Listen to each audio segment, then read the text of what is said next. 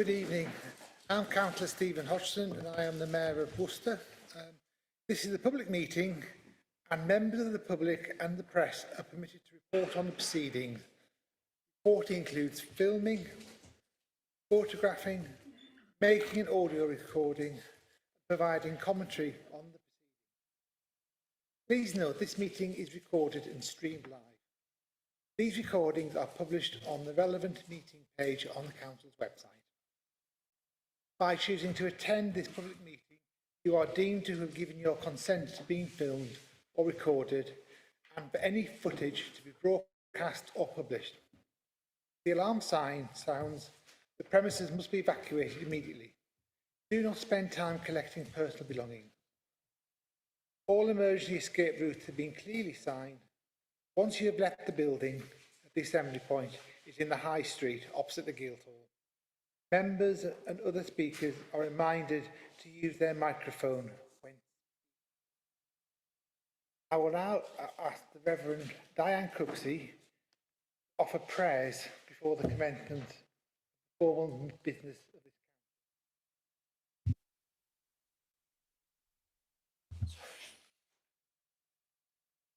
council. First of all, a good evening and a privilege it is to be here again in the role of Mayor's. I don't know how many of you might have a Scottish heritage, but today is St Andrew's Day.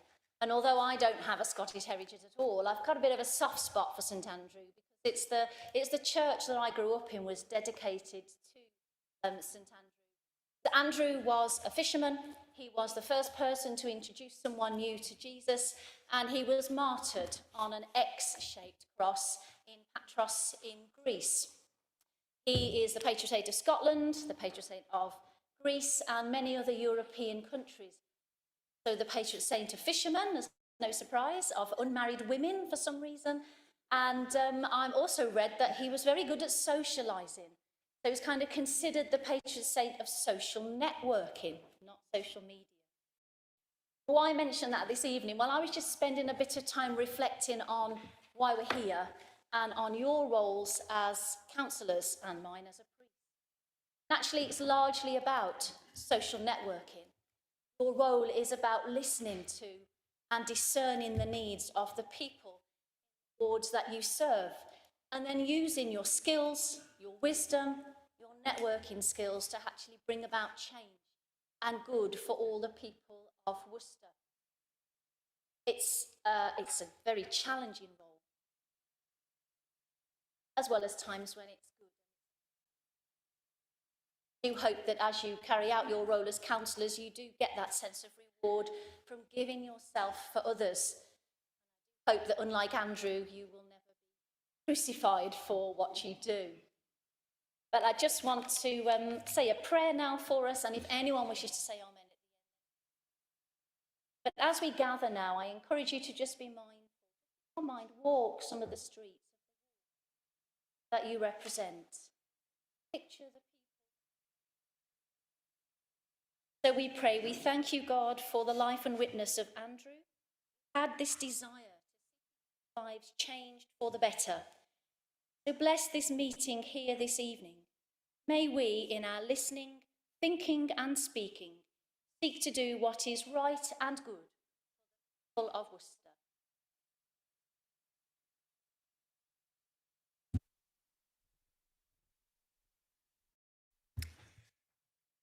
Thank you very much for that.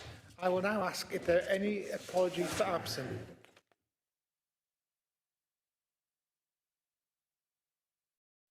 Apologies for absence have been received from Councillors Barnes, Griffiths, Norfolk and Udall, Mr Mayor. Very much, and I will also ask members if they've got any declarations of interest. Yes, Councillor Mitchell. Mr Mayor, yeah, I should declare that I'm a trustee or chair of trustees for Stepway Charity, which is a charity mentioned in Any others? Yes, Councillor Stanley.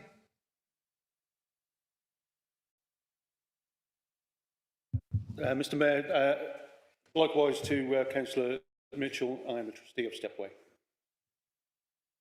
Thank you. there aren't any others, I will then move on to the minutes of the last council meeting, which was held on the 21st of September. This is to announce whether this is a true and accurate record. If there are no comments on that, can I please have a show of hands? Thank you very much. Okay, next thing is the Mayor's communication. There's quite a few things. First of all, I would like to thank all those who attended the Remembrance Day service on Sunday the 14th of November 2021. It was so good to see many people at the Centre Path and the High Street as well, being able to do it this year, which was really good. I would also like to thank those who attended the opening of the Christmas lights last Saturday. It was a really good evening. I was really honoured to be alongside Oliver Saxelby-Lee to turn those lights on. Also, I'm looking forward to opening the Victorian Christmas Fair on Thursday, the 2nd of December. We will be attending a community carol service at the Cathedral before leading a procession to the Corn Market, where the opening ceremony will take place at 5:30. I now have an announcement to make, which potentially could be really exciting for Worcester. Her Majesty the Queen, being the first monarch to have reached 70 years on the throne. The Platinum Jubilee celebrations will reflect on Her Majesty's reign and her impact on the UK and the world since 1952.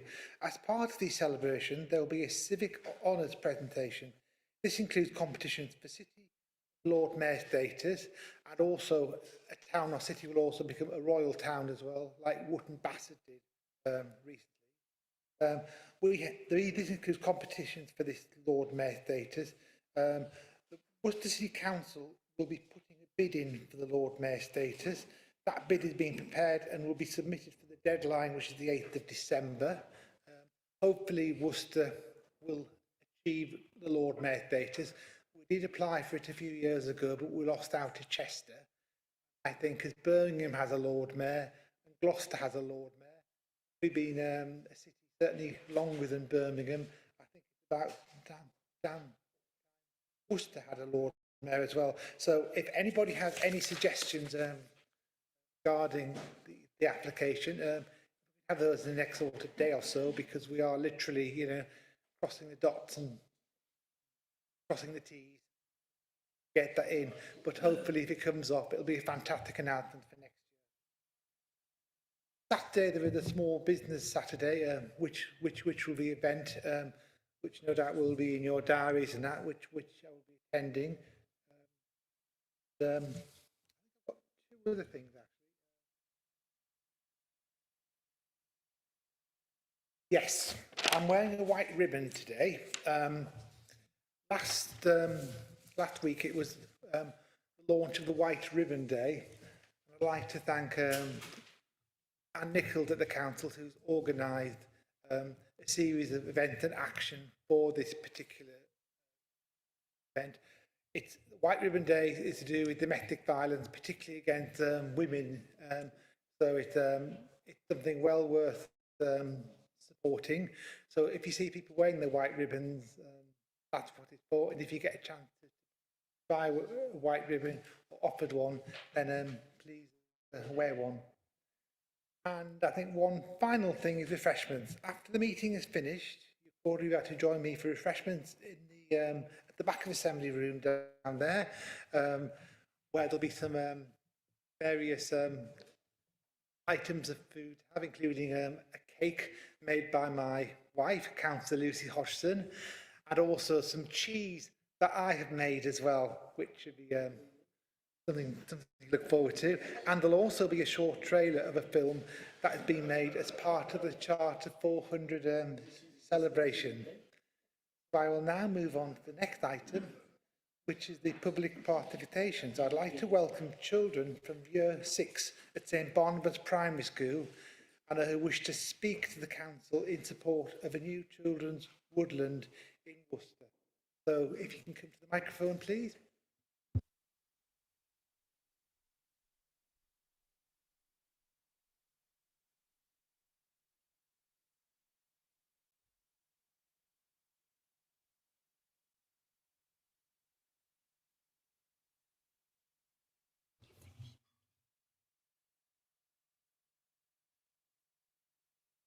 Good evening. Thank you for your time and giving us, the children of St Barnabas, an opportunity to come and speak at the City Council. Our teacher read us this amazing book, The Promise, by Nicola Davis. This book is about one child who made a difference. It starts with her planting one acorn and acorn by acorn. She made a change to her local city and into other cities around the world. We want to change the world, but we know we can start with Worcester. We'd like the City Council to consider growing a children's woodland in Worcester. We understand that time and space are pressured and precious. What could be more precious than the future of the children in our wonderful city? We have decided to take action. It is time for the children's voice to be heard. We are here today to appeal to you, the decision makers, to consider what you are doing to make sure children can be proud of their city and call it their own. Good evening. May I just say thank you for inviting us to speak this evening. There is no denying that children are the future. It is time for us to invest in the city. The pandemic has been cruel to my generation. We've been in our houses, we've been robbed of time to socialise, explore and just be outside.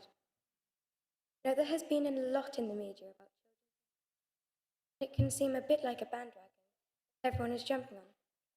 We can tell you the truth. We are the children. We can tell you that it has been hard. Surely there is nothing more important than protecting children's happiness. For years, adults have been worried about children staring at screens and being glued to their phones. I can tell you that lockdown has made this problem so much worse. Children like us need to be outside. We need to feel that freedom, experience being away from others, just play and chat to each other without anyone. In school, we have talked a lot about how we feel when we are in a woodland. We talked about how calm it makes us, how safe and free we feel, and how we want to be able to explore without limits. Surely these are basic rights of a childhood. I hope you can see how passionately we feel about this. We want to make Worcester a greener and healthier place to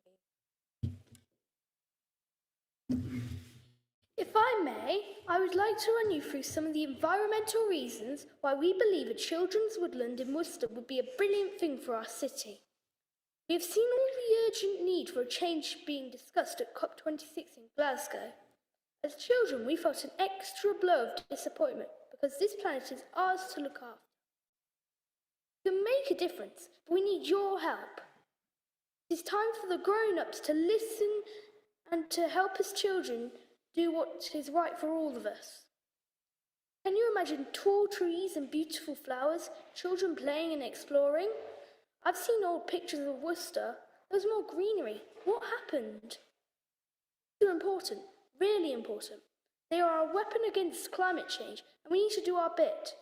To reduce the temperature of our planet, do you know how many trees we need to plant over the next 10 years? 8 billion. Yes, I said billion. We need to get digging. As Greta Thunberg said in Glasgow just a few weeks ago, hope is not passive. Hope is not blah, blah, blah. Hope is telling the truth. Hope is taking action. And hope always comes from the people.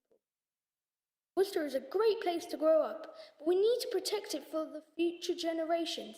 So we are appealing to you, our city council. Please listen to us. Please act for us. And please give us a children's woodland.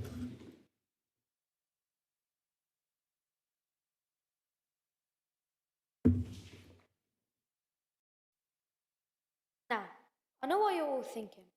What about the cost of this? Well, I'm a man who likes to count the cash myself. We've thought this through. Great developments going on around Worcester.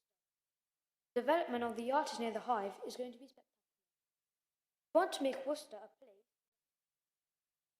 Making a city greener and more pleasant to walk around is definitely the way forward. Tourism is a big money earner. Planting trees can be cheap. Here there is land available in Worcester. Look at the example of the children's wood. Land that the wood has been grown on was meant for flowers. The local community, the local people who said no.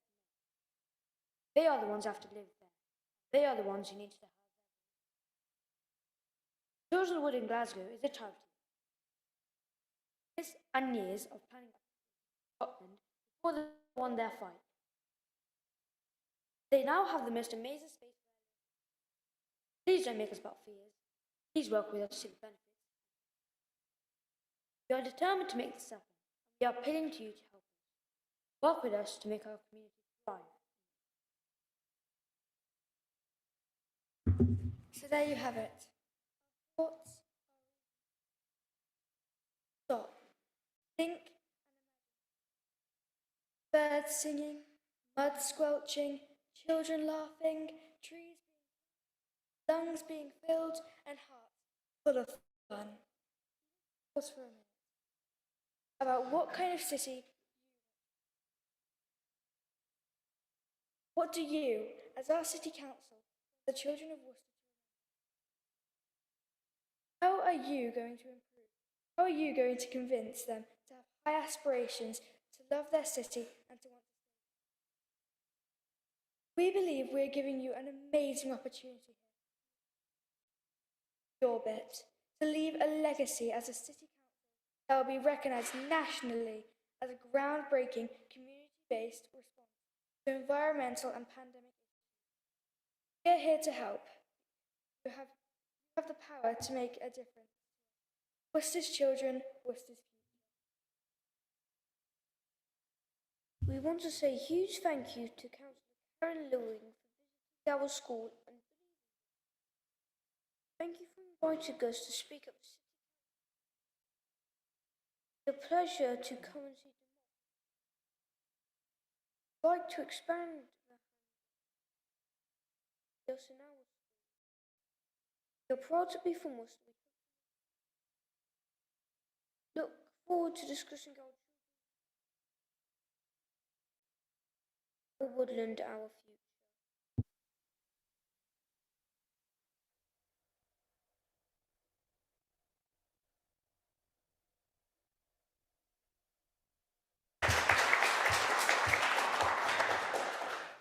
Thank you very much for that contribution. Obviously, trees are very important. It's also fantastic that recently Worcester was announced the champion city, the Queen's Green Canopy initiative, marking her Platinum Jubilee. And I fondly remember on the 8th of October visiting your school, seeing the Princess Royal coming and planting that tree, and seeing it all up lined up on the playing field, excited to see her coming. And also for those Year 6 prefects who looked after the dignitaries so well, giving us teas and cakes and that. So that was really, really nice. And to show how it's important that this canopy is being recognised in Worcester. Today I was at the university where I helped to plant a tree, and this was done to mark the anniversary of the 80th anniversary of the Association of Jewish Refugees. So an oak tree has been planted there. So trees are very, very important. And over the next year there'll be lots of new trees planted in Worcester. Thank you very much for your contribution. Okay, we will now move on to the questions next. We've had 7 questions submitted. So the first question is, I would like to invite Councillor Udall to ask a question to Councillor Bayliss. Yes. Thank you. In the absence of Councillor Udall. Okay. Fine. So this question is to Councillor Bayliss, the leader of the council. Is the leader of the council aware of the disappointment felt in St John's about the poor quality of Christmas decorations this year, especially the lack of the traditional Christmas tree on the Bullring traffic island? Can the leader explain to council the reasons for the lack of Christmas spirit and whether he can, even at this late stage, improve the situation in order to bring some festive cheer and joy to the people? Councillor Bayliss.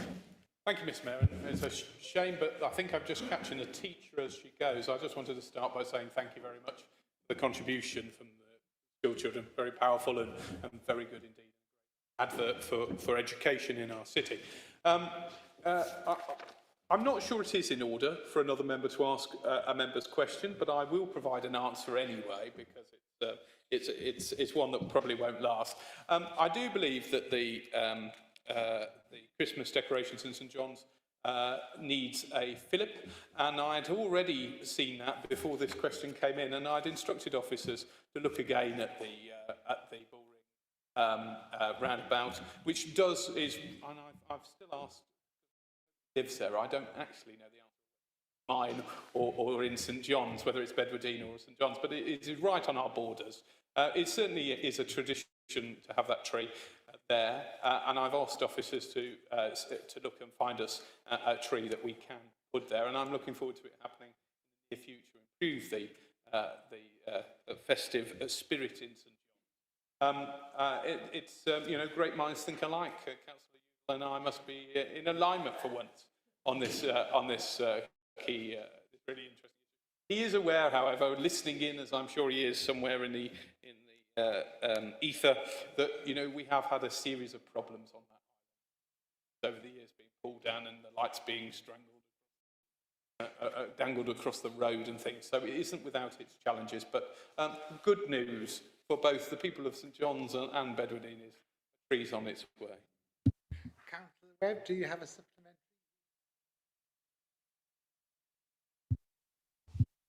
Okay, thank you very much. I will now ask Councillor Hodges to ask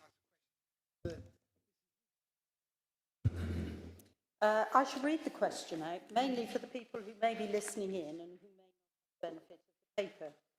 In May 2019, the Environment Committee commissioned a strategic play area development plan. The aim of the plan was to review access to outdoor play area facilities across the city, identify any areas of local under-provision, develop concept proposals for new play areas to address these needs, and outline a strategy to start to develop them. The idea was that this would then translate into some basic planning work, looking at the local areas and suggesting suitable sites and the costs associated with them. The new sites might include purchasing new land and repurposing land, as well as the groundworks and equipment installation involved in maintaining play areas. This work has been progressing under the Environment Committee, but it has reached a point where a strategic planning view forms part of the work in order to estimate outline costs for the development of new play areas. For this reason, it was suggested that the work might better belong under PED than Environment. The work was originally due to be completed in 2019 in order to inform the 2020-2021 budget. It has been delayed by officer capacity restrictions and the restrictions of the pandemic, and is now well overdue. Please could you confirm that this work will be overseen by the Place and Economic Development Committee and ensure that it is included in our budget for next year? question, Councillor Lucy Hodgson. Thank you, and I too want to thank St Barnabas School. I thought it was an excellent presentation. I do think that we ought to plant maybe a wood or something. I'm sure something will come. So this certainly was a casualty of COVID, and following advice from officers and discussions between the Chair and Vice Chair of Environment Committee, it was agreed that this project was predominantly a spatial planning exercise and would therefore, it felt better sitting in the Place and Economic Development Committee. Subsequently, it was agreed by the Chair of Planning, of PED, of Place and Economic Development Committee that this project should now come under PED. An officer working group with corporate director oversight has set up, including planning, leisure, youth outreach, property, environmental operations and environmental projects. This group will develop a report to present to the PED committee in spring 2022 that is likely to request approval to consult on broad principles and some quick wins. Developing this report will involve all member briefings so that local ward knowledge and members' ideas are all in the mix. The key financial impact of a strategic play area development plan will be a capital expenditure, which committee can consider at any time in the year and does not necessarily require to be decided as part of the 2022-2023 budget setting, particularly as though broad principles and phase 1 projects will not be presented to the committee until March 2022. There is also going to be a briefing as part of our January PED briefing, so the chair and vice chair will be briefed, and to hand over the strategic play area development plan, and then it'll be debated with a paper at our next committee meeting. Thank you very much for that answer. It's not really a supplementary. Thank you for that. And thank you for that reassurance. I will be involved in that, involved in the planning and any bids for finance for that. I'd like that reassurance. Councillor Lucy Hodgson. Of course, and it was only really this week that confirmed that it was coming through to PED. So you haven't been dated or anything else. Okay. Okay, the third question tonight is from Councillor Lewin to Councillor Bayliss. The latest monitoring data shows congestion-heavy areas, including the Butts, Aldgate Street and the Tiding, seeing high levels of toxic well above the World Health Organization guidelines. But this is actually only one part of the problem. Current monitors do not monitor sulfur dioxide or also take averages rather than live recordings that details Vice emailed the chair and vice chair of the licensing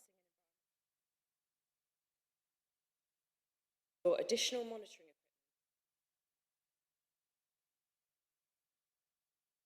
equipment. In 2020, the then chair of the committee said, be aware of the problem, that we needed to take drastic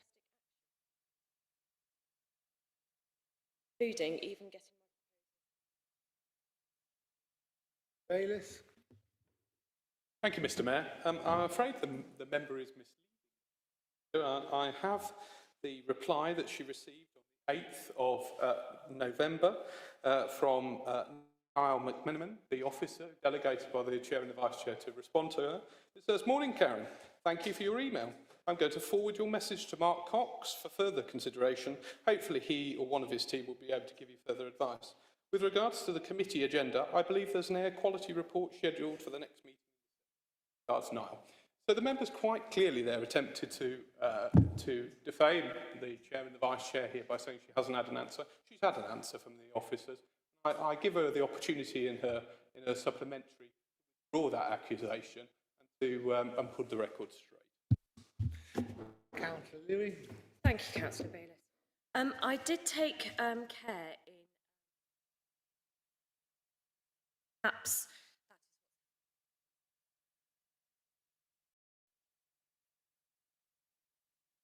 So I'll just reiterate really that when we are putting things on the agenda, it helps officers rather than being put on the spot.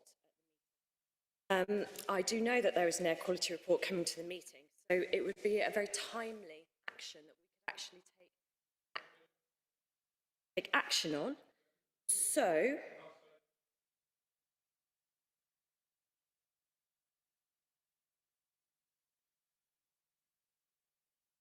Can we have a question?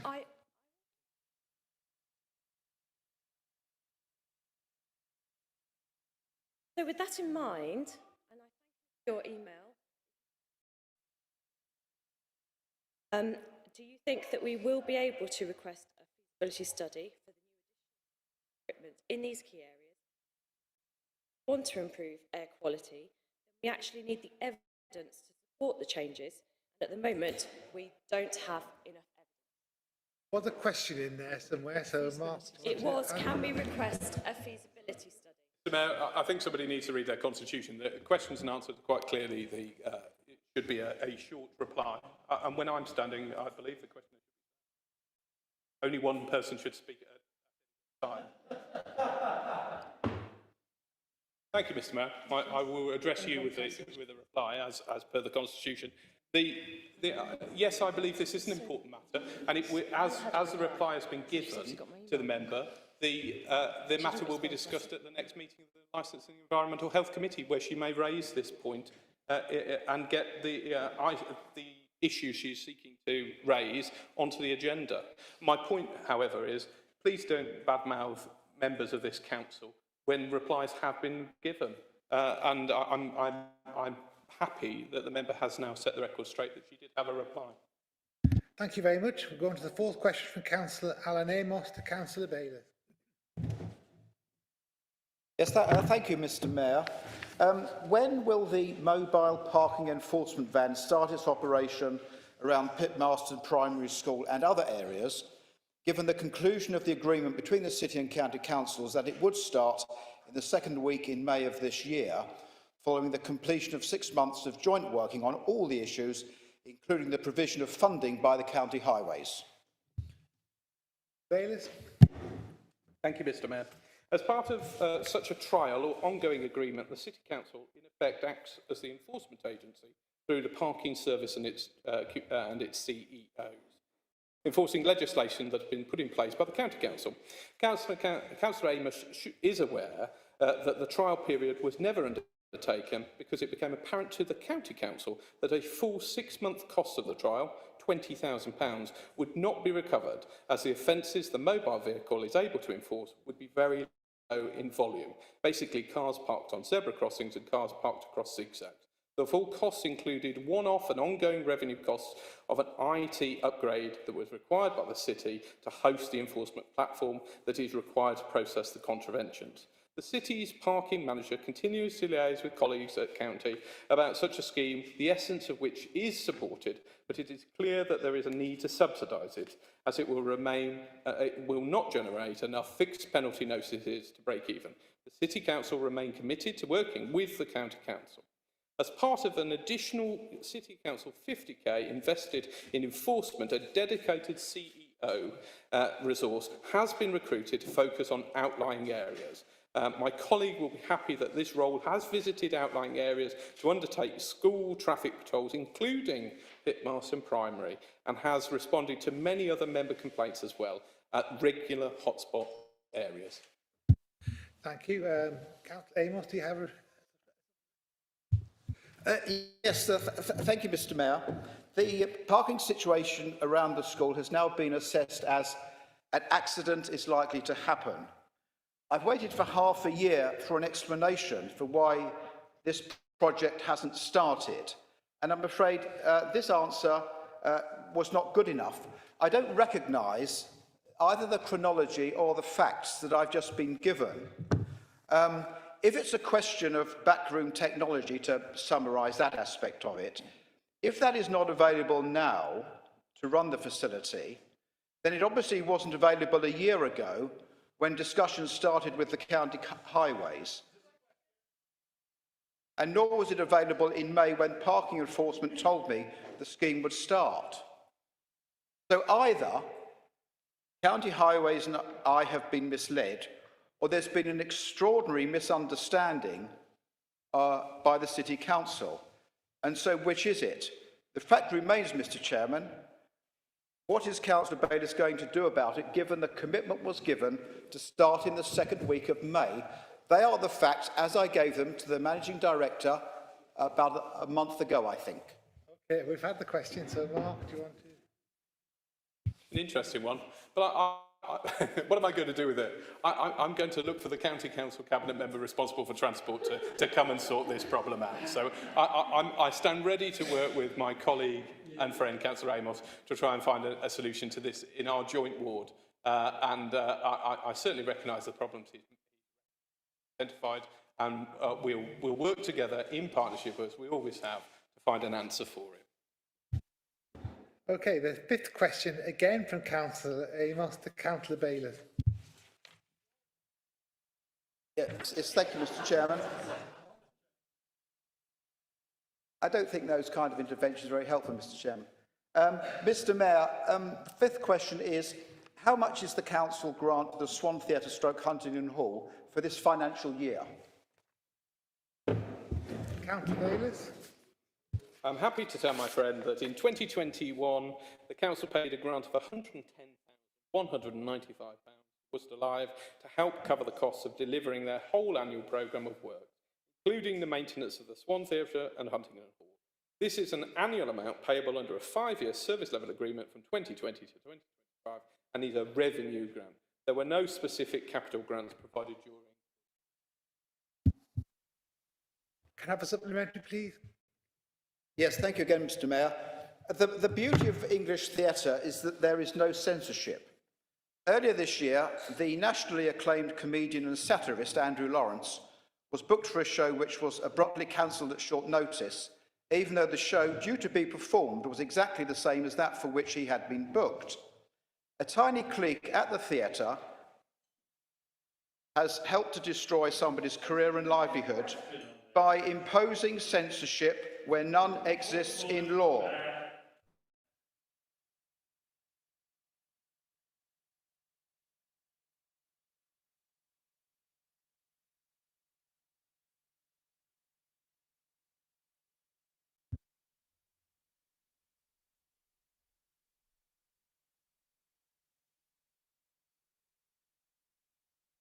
Is there a question relating to this? Please.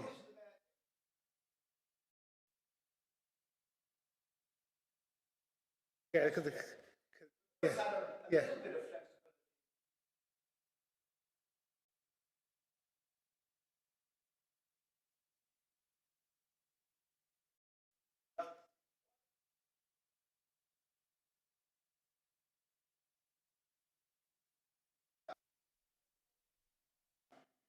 Will Councillor Bayliss make it abundantly clear to anybody in receipt of council money that they may not, and I repeat, may not, use public money for political purposes, and that if they do, funding will be stopped immediately and have to be repaid?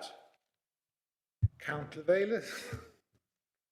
I can assure my colleagues across the chamber I had absolutely no knowledge that that one was the supplementary, but I'm happy to give the reassurance that the member is asking for. Actually, I do.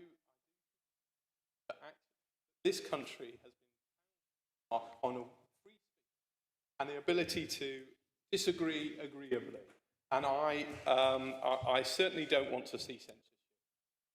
Theatre.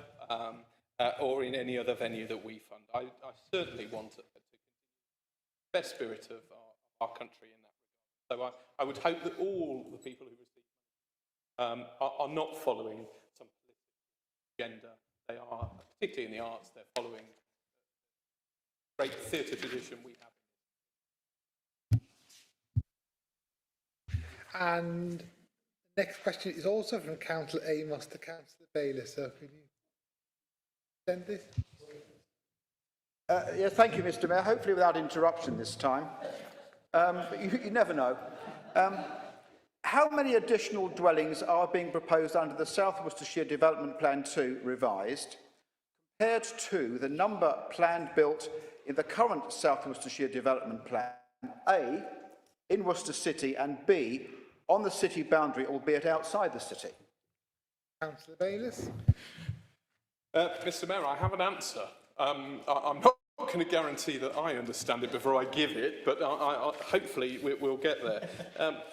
The South Worcestershire Development Plan review, which is currently underway, is meeting planned need on a South Worcestershire basis.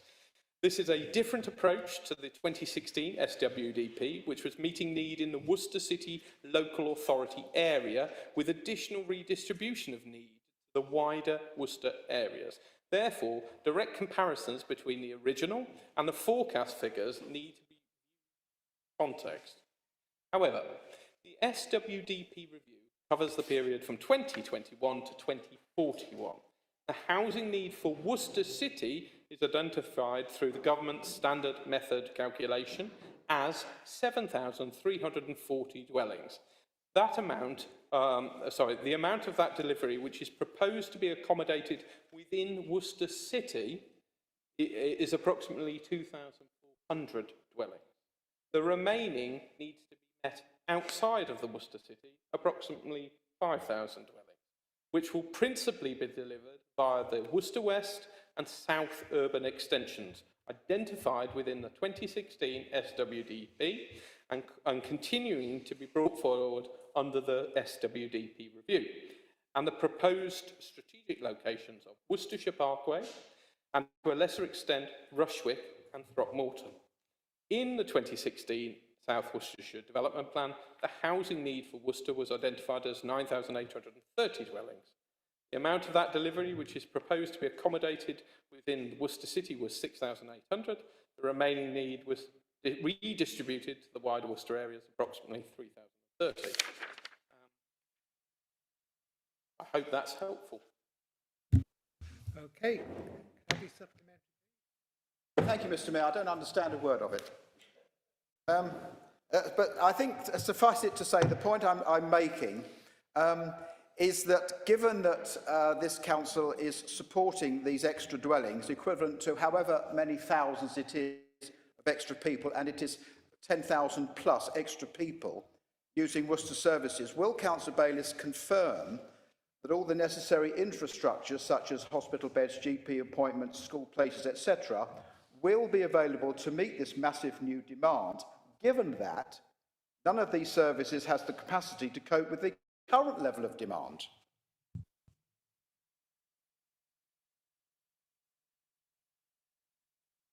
I think all I can say is we will do the infrastructure development plan, which goes alongside both the original and the revised SWD. So important, because that spells out how much resource is needed.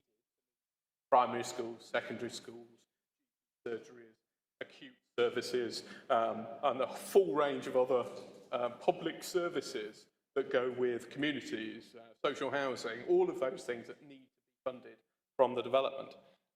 What we found last time, of course, is that the amount charged developers in contribution, always a gap. There was a gap. But with government, to be able to meet these services, have seen investment, are getting a brand new centre at the Worcester. But there are needs for further services.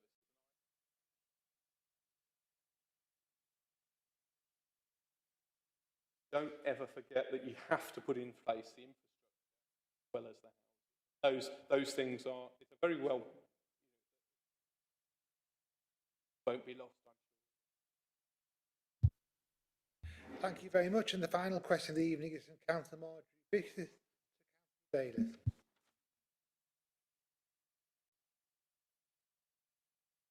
Will the Council please seriously consider subsidising pest control? In particular, a real problem in some parts of the city. These parts are those where low income. Worcester City Council is one of the district councils. Does not provide any level of. Councillor Bayliss. Thank you. I thank the member for the question. The council took the decision some 12 or 13 years ago to stop providing a pest control service as a cost-saving measure, but also acknowledging that ultimately it's a property owner's responsibility, not the council's. Our environmental health officers, private sector housing officers and the environmental enforcement officers will respond where a complaint is received and enforcement action taken, if necessary, to resolve the issue. So if somebody believes that they have pests that are from another property, they should report it. Additional investment during 2021-22 in keeping our city clean and tidy and removing attractions for vermin, particularly discarded food. Other measures such as the reintroduction of Saturday skips, the investment program in public bins, new bins in the city centre will all play their part in discouraging vermin. The council is already supporting people on low incomes in a variety of ways to meet essential costs such as food, energy and utilities, which will protect the level of disposable income available. We are in the vast minority of councils providing 100% council tax relief for those on lowest incomes. We're one of the very few councils that still do that. We have a council tax hardship fund where we will assess people's financial difficulty on a case-by-case basis. Fund the Worcester Food Bank to the tune of £15,000 a year, and we are just about to deploy a further £330,000 household support grant to community-based organisations, and we continue to support via our discretionary welfare. So I'm trying to allay the fears of the member that we, as a council, are doing a lot already to help those in need to meet their requirements. However, I will add that, of course, if she wishes, we are at the budget development stage. Amendment to the Environment Committee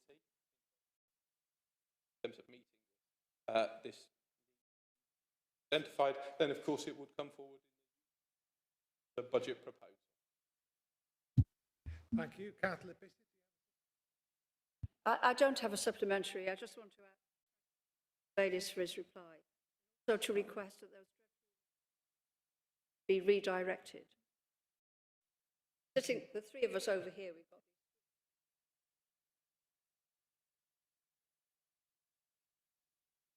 Vice, see if we can do anything.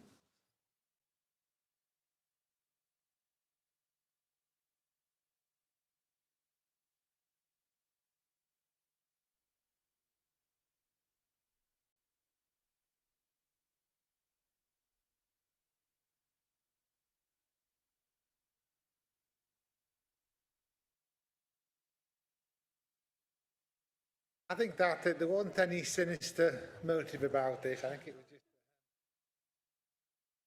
Okay, the question is now complete.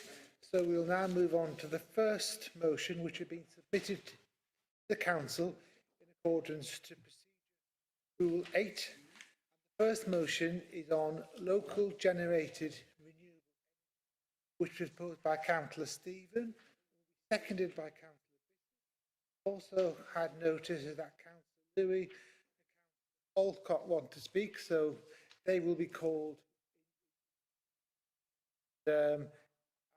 Also can have a show of hands, anybody else who wants to speak. Yes, I've got Councillor Stafford. Else? Collins, yeah.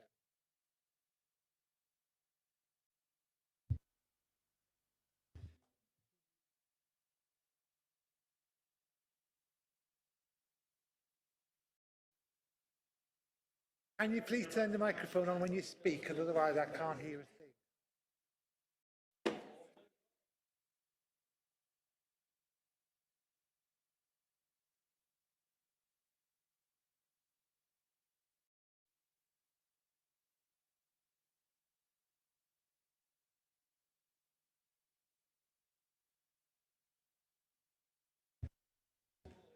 Okay, if any other people want to speak on this debate?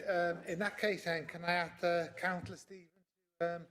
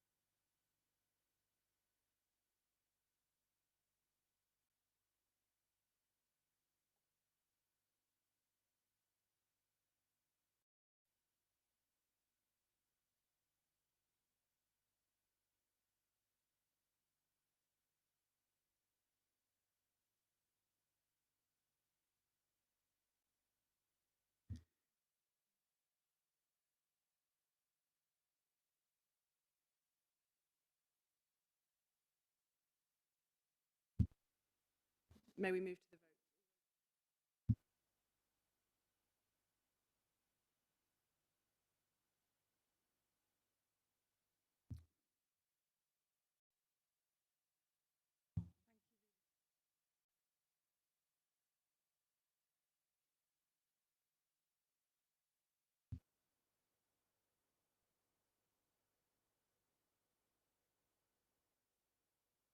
Okay, we'll now move on to the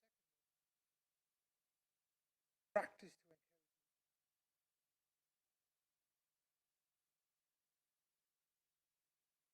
tolerance.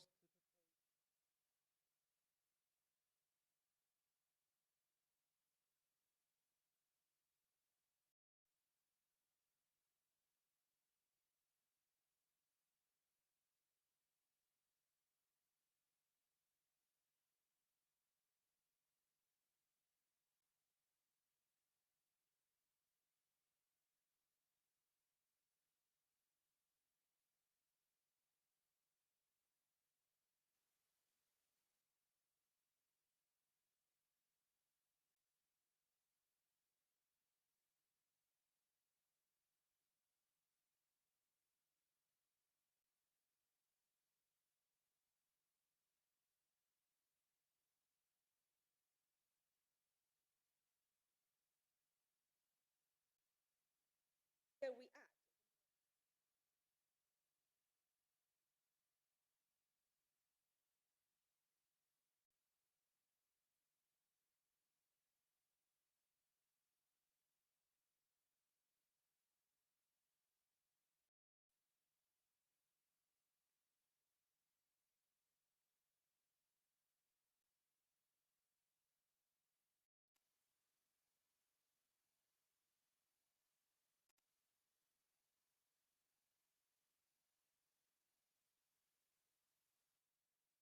Sustainable, cleaner city for residents alike. We would also be creating a model for other local authorities to follow. And there is already a company in the city, Biopack, which supplies biodegradable food packaging, so our actions would go towards local jobs. Obviously, there are some downsides. Using biodegradable items could increase costs, which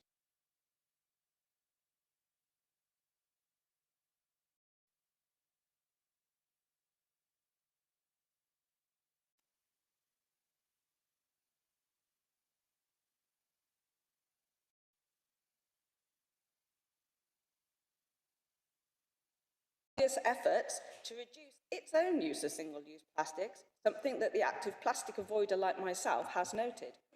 I ask that the City Council support the government's aim and set an example to other local authorities by introducing a voluntary code of practice to reduce single-use plastics within the city.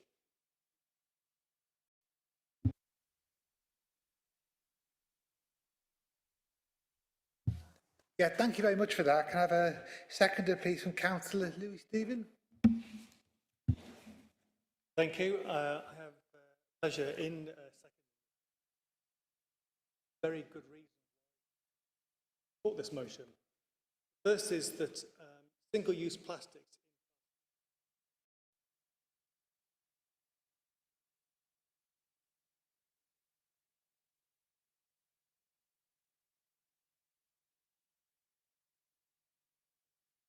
oil.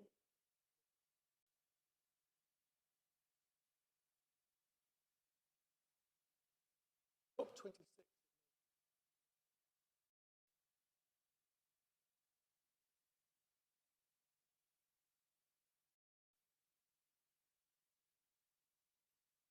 Second very good reason I would put alternatives to basically, for example,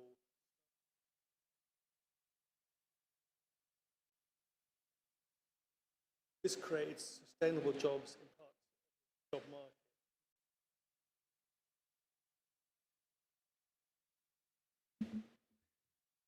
Right, are there any other speakers that wish to speak on the debate? Yeah, Councillor Stafford, can I also suggest helpful if you can hold your microphone up to your, close to your mouth, speakers, that it might make it a bit clearer for us all to hear.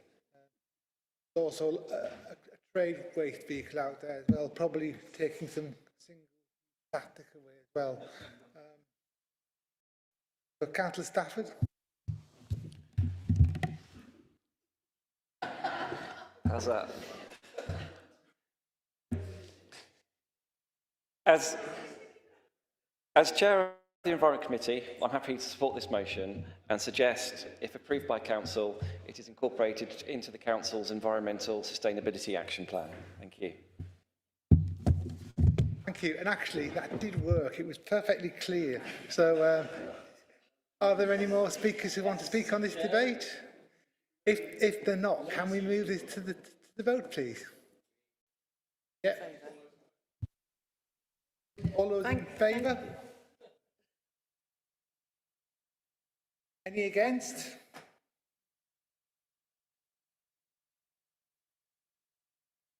That's carried unanimously. Thank you very much for that.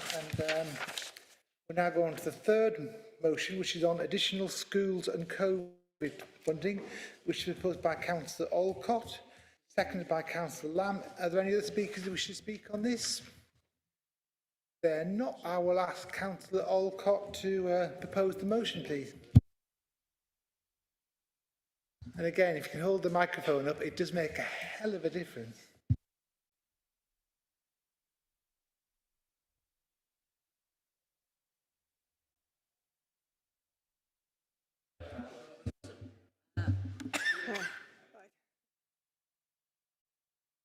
Can't see.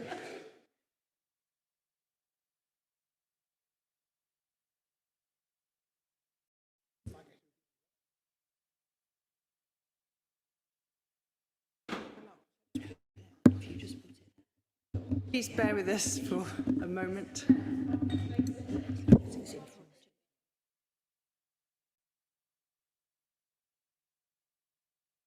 Members, absolutely, it's your discretion whether you stand or sit. Absolutely.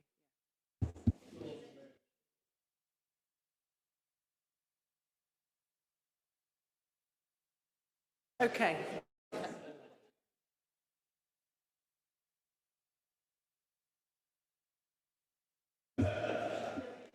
It's the Christmas tree related power cut.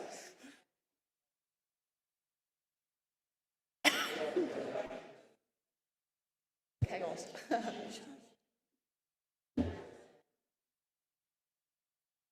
Sorry, members. Can I clarify that the broadcast is still live?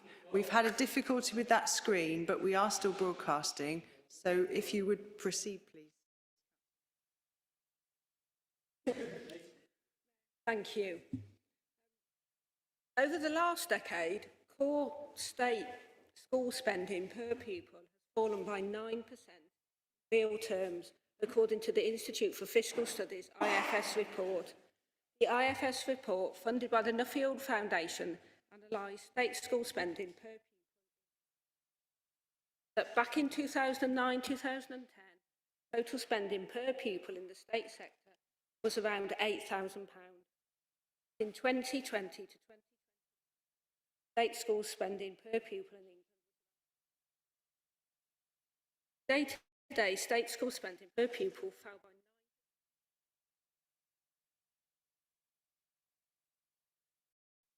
I will quote Jeff Barton, General Secretary of the Association of School and College Leaders. It is pretty outrageous that the government has cut funding in real terms to schools and colleges over the past. Focusing in on Worcester, out of 149 local authorities, Worcestershire was in the bottom 20%. 120 out of 149 for primary, recorded in the Department for Education allocations. Worcester City's MP, Robin Walker, is Minister of State, Minister of School Standards, perfectly placed to drive the agenda.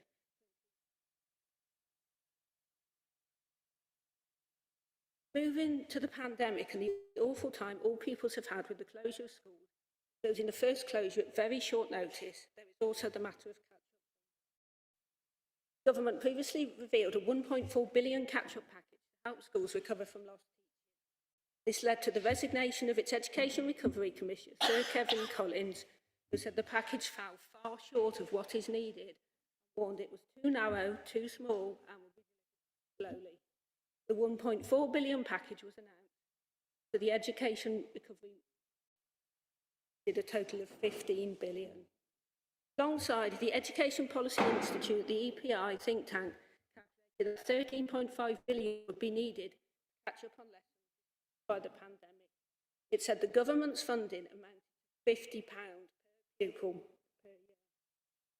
The required amount, and much lower than the support from other countries, including £1,600 per pupil in the United States. Again here, Worcester City's MP Robin Walker, State Minister for School Standards, is to my mind perfectly placed to drive the agenda to catch up funding for schools of pupils. Please support this motion. Please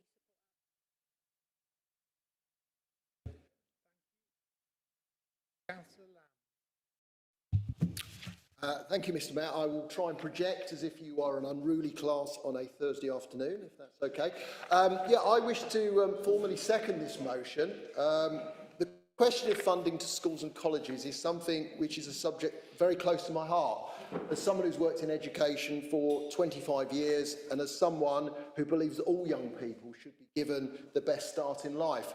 I've been very proud to follow 14 years working at Worcester College of Technology in the heart of the city, with 11 years running a sixth form at West Brom, one of the most deprived areas in our country. And unfortunately, as has already been pointed out, the funding of education in this country is just another victim of the policy of austerity we have had since 2010. Despite the recent eye-catching £7 billion funding boost, the fact remains that the government will spend less on school pupils next year back in 2009-2010, and the cut, the 9% fall, the biggest fall in 40 years in school funding per pupil, has already been pointed out by the proposer. And this cut in spending will make it much harder for schools in Worcester to address the major challenges that come from COVID, on top of everything else they're required to do in the normal business of the job. Furthermore, the national funding formula for schools has entrenched disadvantage by providing a bigger funding boost to the most affluent areas. So, for example, between 2017-18 and 2022-23, funding allocated to the least deprived schools will increase by between 8 and 9% in real terms, compared to only 5% for the most deprived schools. This is already a dire situation, but as the notion notes, Worcester loses out even more. In the West Midlands region, the average funding per pupil will be £4,815 in 2020-21, but schools in Worcestershire will get more than £200 per student less in a year, £4,609. That is enough to pay for a full set of textbooks for every student at GCSE or A-level, or a Chromebook each. And out of 14 local authorities in the West Midlands, Worcestershire gets less funding per pupil than 11 of those authorities. This is clearly unfair and needs addressing. Local schools in Worcester, like Dines Green Community Academy in my own ward, do amazing things, and they could do even more if the funding were in line with the rest of the UK. To add to this comes the challenge of COVID. COVID has a huge impact on the education of young people, but also on their lives in general. I know from personal experience the huge amount of work done by teachers, pupils and parents to teach and learn during lockdown. I myself had to adapt quickly to teaching on Zoom and Teams and finding completely new ways to teach young people and assess their learning. However, it is clear that despite our best efforts, young people's educational progress and personal development has been dented by COVID, both through lost learning and through a huge increase in mental health issues. I see it every day in my job. Furthermore, all the evidence shows it is disadvantaged pupils who have suffered most in terms of learning lost. Recovery will require years of investment and work. Therefore, it is disappointing to see this country spending less on COVID recovery than comparable countries such as the United States and Netherlands. Despite a U-turn by the Chancellor a month ago in which he announced more money for COVID catch-up and tutoring classes, the £5 billion totally committed is still far below the £15 billion called for by the government's own Education Recovery Commission, Sir Kevin Collins, who resigned from the government after they failed to back his plans. Collins himself said that he was frustrated and disappointed by the government's lack of ambition for children's learning recovery. The short-term savings offered by this limited programme will be dwarfed by the long-term cost of young people leaving education with lower skills. I call upon Council to support this motion. Thank you for that. I know Councillor Bayliss wishes to... Are there any other speakers wishing to speak? Okay, Councillor Bayliss. Thank you, Mr Mayor. I want to rise to move an amendment to this motion. So I'll just outline it first. My amendment would say, in the original motion, it says the Council requests the Managing Director to write to the Minister of State, Minister for School Standards, and express this Council's, I would then add, thanks for the recent 4.7 billion of extra funding announced for schools in the budget. This Council also states its wish to see, and then it goes back to the original motion, increasing funding for all pupils in Worcester schools through the National Funding Formula for Schools. Furthermore, we would delete the final element of it, which would remove elements around COVID catch-up funding. So I'll pause at that point, Mr Mayor, and I'm happy to speak in favour of my amendment, but just so members are happy with what I'm proposing as an amendment.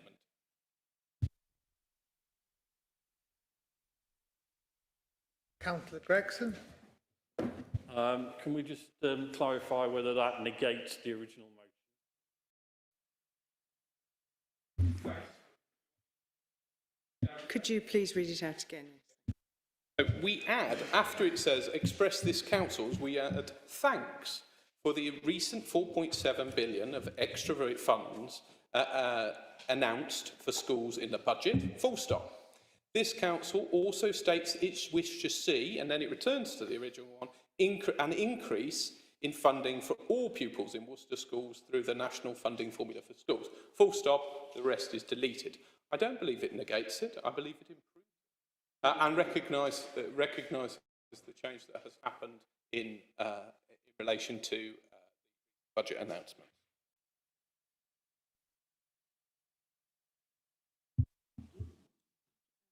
Bear with me a moment, Mr.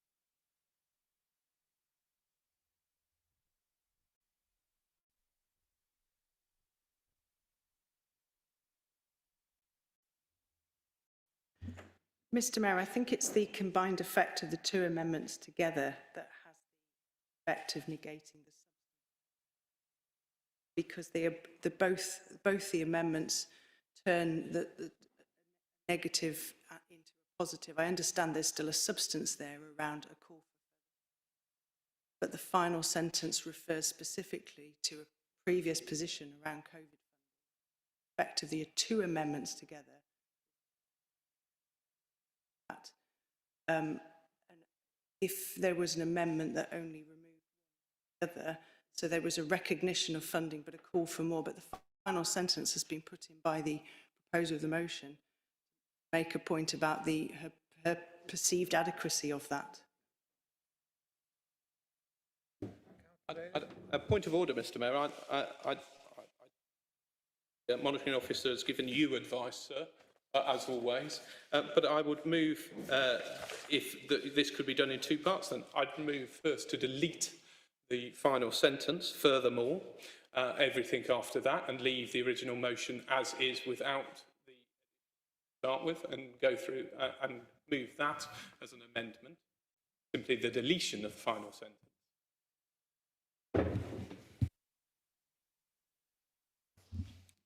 Mr Mayor, I think that the motioner has petitioned that she considers that there is insufficient COVID catch-up funding. So if there was an amendment that referred to an increase in funding generally, that would be consistent with the original motion. But the final sentence is addressing a perceived deficit around COVID catch-up.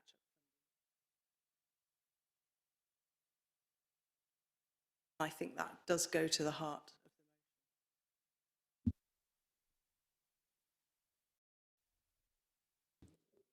Mr Mayor, far from me to be to question things, but the monitoring officer has given inconsistent advice. She first said that the two elements together was what negated it. I've removed the first part and simply removed the second. She's now saying that that negates it. That doesn't seem wholly consistent with the advice she gave in the first instance, sir. But, you know, if that is her advice, you will have to rule on it yourself, obviously. Mr Mayor, I think my view overall is that the summary of the intention behind the motion was to address the motioner's position is that there is a perceived deficit in two aspects, COVID and respect to the funding. Difficult to say that the motion is negated if that reference to the COVID funding is removed. That's been the other matter. So I think that I think that those amendments do negate the motion.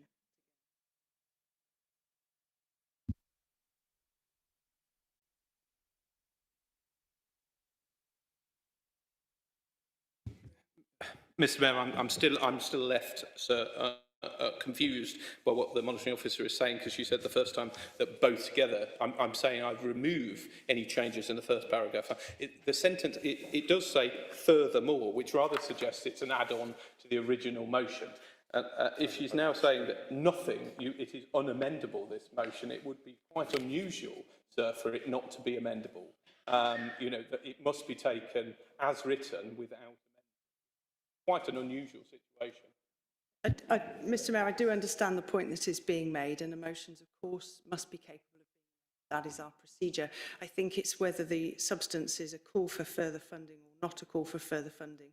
Perhaps if the amendment was more general about the call for further funding, instead of specific reference to national funding versus COVID funding, it's capable of being consistent with the original.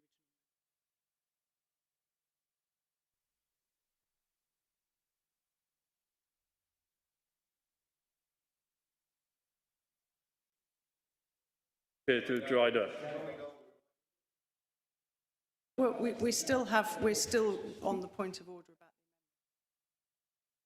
Mr Mayor, given this, I'd like to put it to the council that we recess for 10 minutes, so that we can address this point and understand what might be amendable, and so I'd like to call for a recess.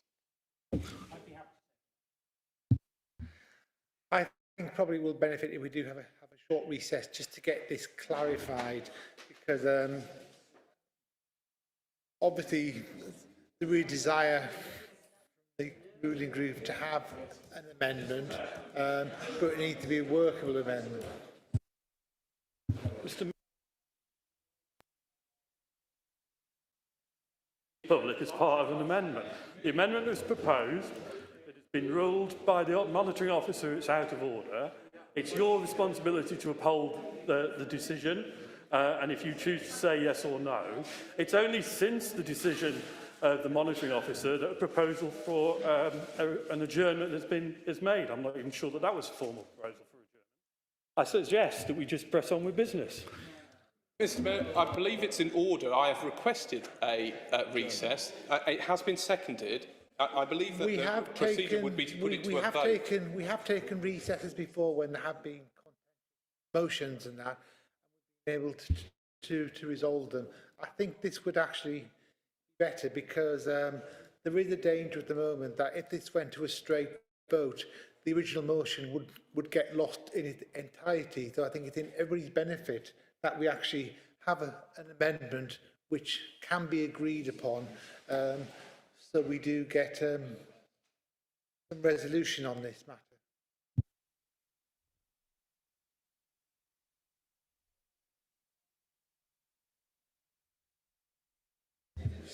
5 minutes though, so can we be back by no later than... Yeah.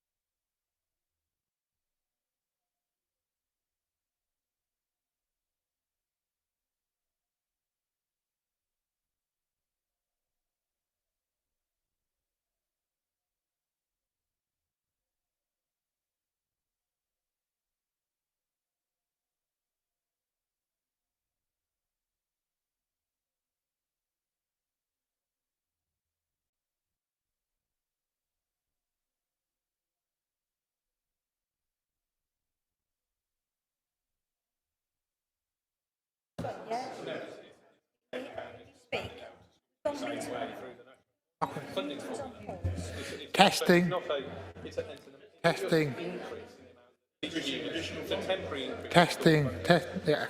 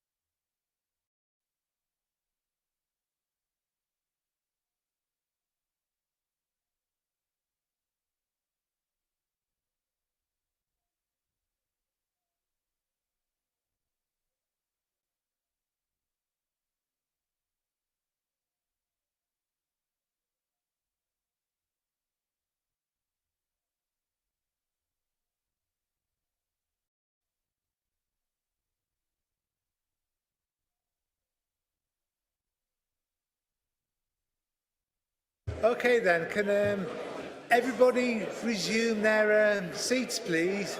Can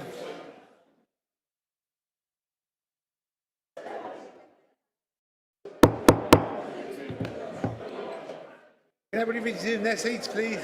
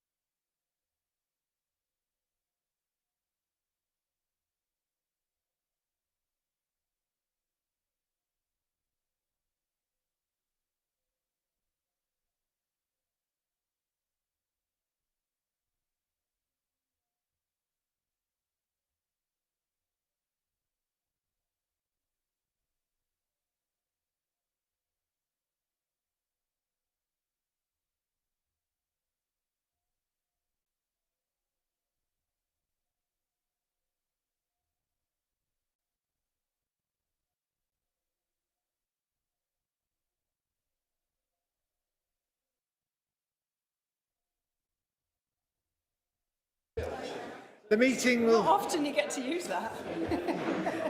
Yeah, the meeting is about to commence again. We now have an amendment that has been ruled in order. So I'm going to invite the council, Councillor Bayliss, to propose this amendment, and we will have a debate on the amendment. So can members please resume their seats.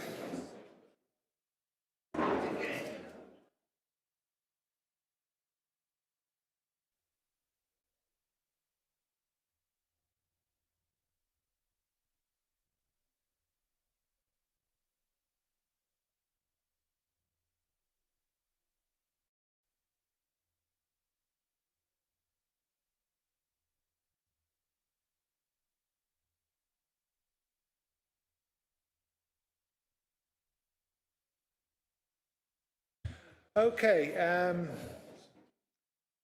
one member hadn't taken his seat yet, but I think we'll make a start. So, Councillor Bayliss, do you want to propose your amendment? I believe this to be in order, Mr Mayor, that at the end of the sentence, the national funding formula for schools, it simply is added, and to support pupils to catch up from the impact of COVID. So the whole thing would now read, Council requests the Managing Director to write to the Minister of State, Minister for School Standards, to express the Council's wish for an increase in funding for all pupils in Worcester schools through the national funding formula for the schools, and to support pupils to catch up from the impact of COVID.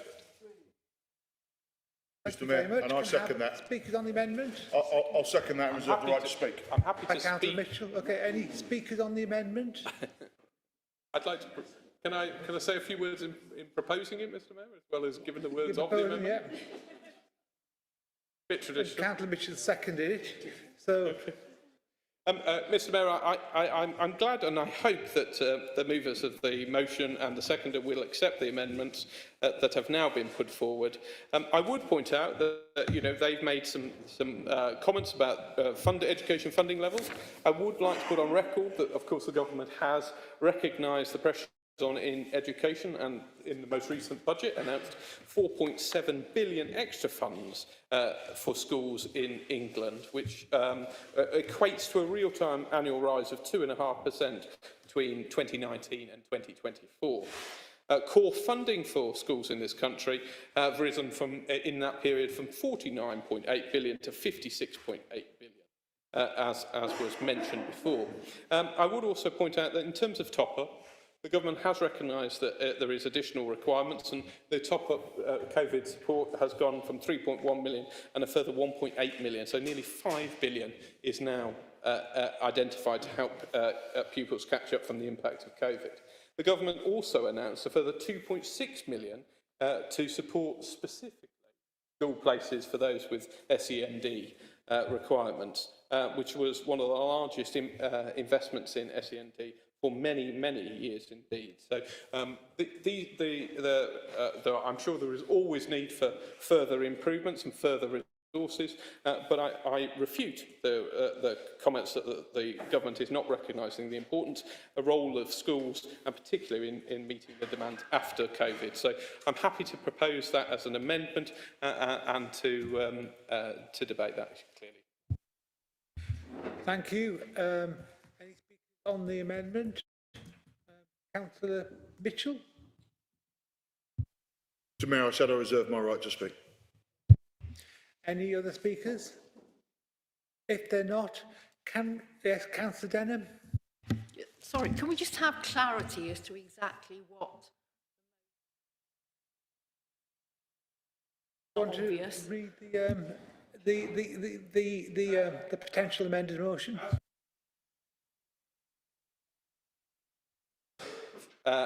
Where we delete the full stop and it says, and to support pupils to catch up from the impact of COVID, full stop, and we delete the final line, the reference to former Education Recovery Commission. If there's no further speakers on the amendment, can we take a vote on the amendment, please? So, all those in favour of the amended?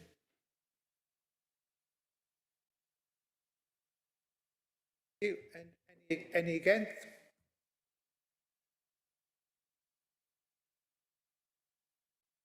Can we now go to the substantive motion?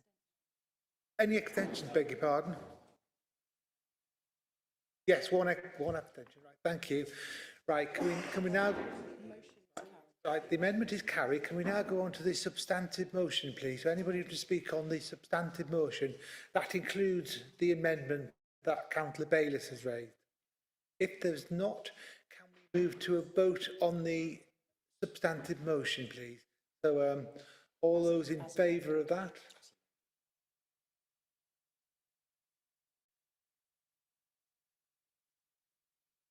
Thank you. And any against? Any amendments?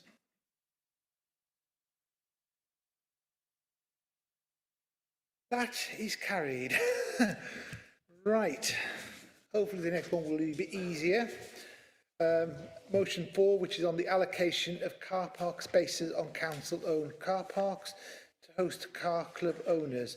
This is going to be proposed by Councillor Denham and seconded by Councillor Lewin. And if there's any other speakers, if you could raise your hand, we can add those. So yeah, Councillor Stafford. Anybody else to speak on this? And Councillor Stanley. Okay. Councillor Denham, can you propose the motion, please? Thank you. This motion is about recognising the benefits of car club schemes, include reducing parking pressure for electric and dual fuel vehicles, reducing pollution, providing a range of vehicles to give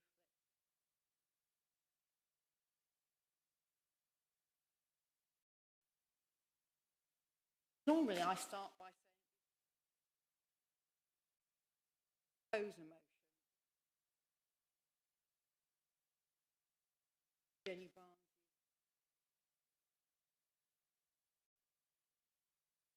can't be present, and I'm sure she is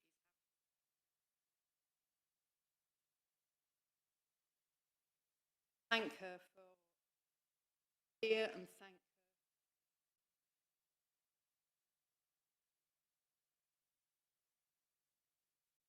car clubs are potentially the future. It's a new model of transport which enables a reduction in the amount of space but allowing greater flexibility. Worcester is a compact city, possible to walk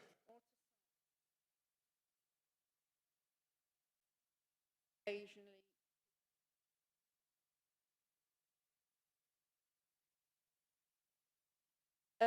So there was a public meeting,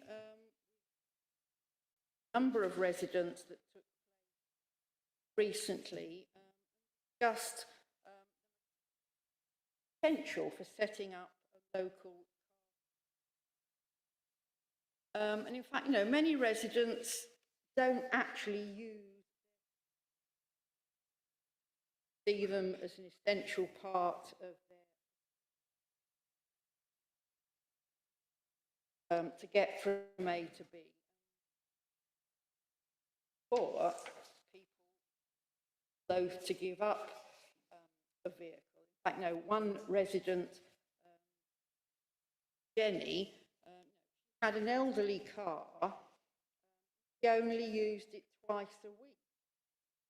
So, no, a car club could well meet the needs of the lady and enable her to move away from an ownership. Flexible, affordable and more sustainable of transport. The problem is where to keep the cars and where do you find a car club. There are a number of planning applications common that are actually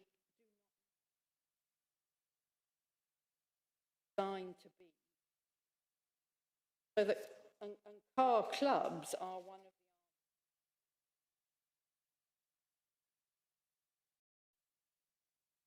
the fourth application got details around car club. Club will be part of the overall strategy. So this is something that this council, the city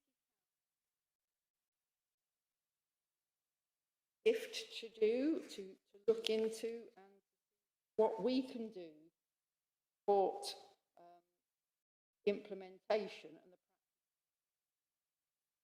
the line with our own sustainability strategy. Urge all members. And Councillor.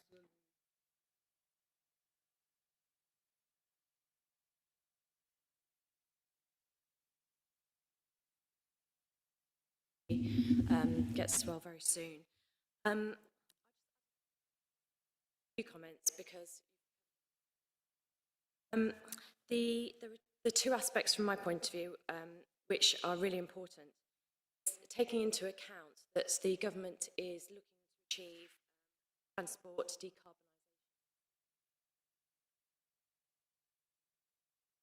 and they're actually really interested in shared transport and are going to be looking into guidance for local authorities, shared car schemes. If we pass this motion today, we'll be ahead of the game. It would be rather good for us. And it's just recognising really that it's not just the impact on social values of people who can't afford new cars, which are getting more and more expensive to replace their older car, which is more polluting. But it's also about the impact.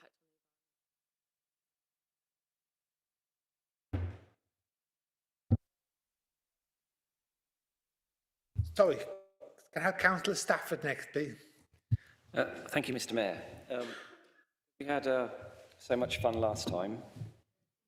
I'd also like to an amendment purely to approve the motion and bring it inside of the scope of the environmental sustainability action plan that Denham mentioned.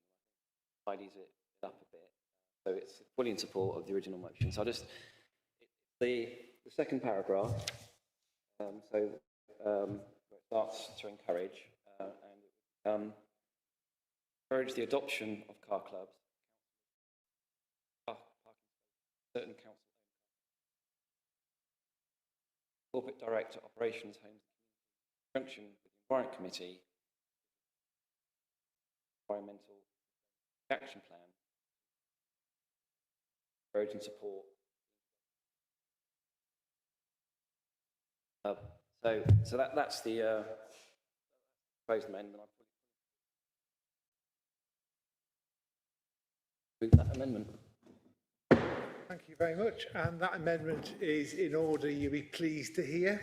So, can we have some a second for the amendment, please? Yeah, Councillor Stafford. It's fine. Mr. Mayor, thank you. The original motion, I'm happy to support Councillor Stafford's amendment. The original motion, whilst giving much of merit, suffers from what, in my judgment, is a lack of clarity and detail. The amendment proposed succeeds in giving much needed structure to the original amendment, and whilst there is an enormous amount of merit in the concept, and I suspect it is the future as was regarded, but I think if we're to proceed with it, then it needs tightening up and giving much needed focus. So I'm happy to support the amendment. More speakers on this amendment? Yeah, Councillor Denham. Is it possible to read the amendment out again, please, and then self on the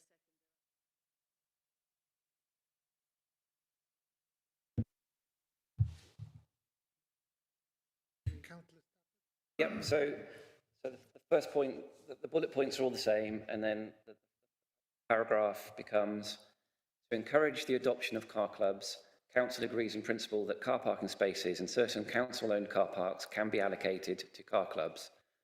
Corporate Director, Operations, Homes and Communities, in conjunction with the Environment Committee, is requested to update the Environmental Sustainability Action Plan to include an action with the objective to encourage and support the introduction of car clubs in Worcester.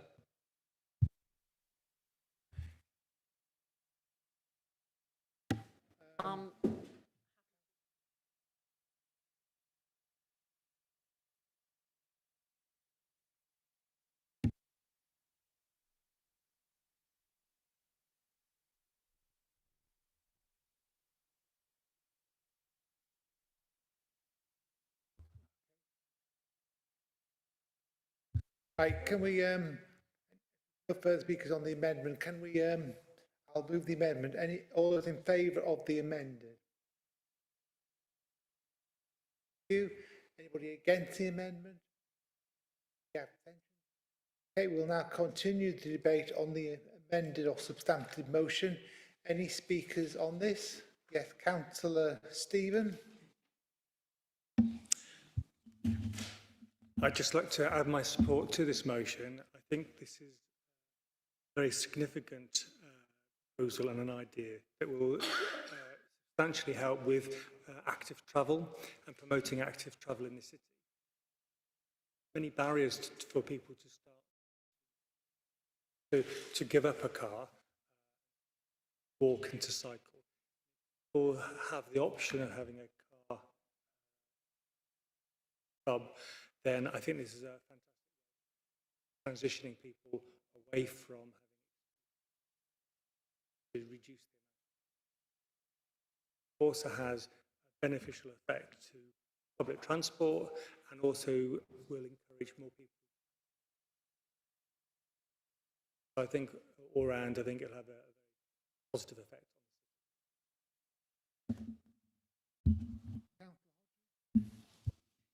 Yes, I've noticed that we have a number of planning applications for living in the city, and very few of these actually have associated parking. And the people who live in the city generally use public transport, but there are occasions when they might want to travel outside the city, and so this would be of great benefit to them. They don't need a car all the time. They have nowhere to park it, but they would be able to have access to these cars in this car, and it would be completely be satisfactory to them to just use their car on the odd occasions when they need to travel out. Much. Are there any other speakers? In that case, then, can we move substantive motion to the vote, please? All those in favour? Against? Any abstentions? Okay, I declare the amended motion carried. The final motion of the set of 5 is on child poverty, which is proposed by Councillor Denham and will be seconded by Councillor Lamb. Have we got any more people who wish to speak on this, members? At the moment, so I'll ask Councillor Denham to move the motion.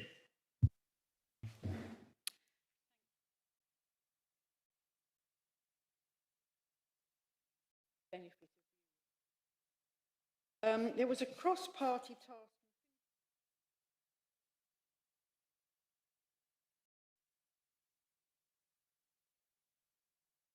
could reduce. Council is concerned that the recent cut in universal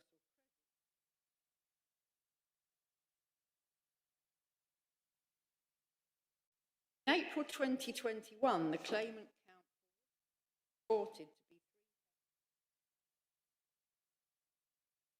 so this is a potential loss of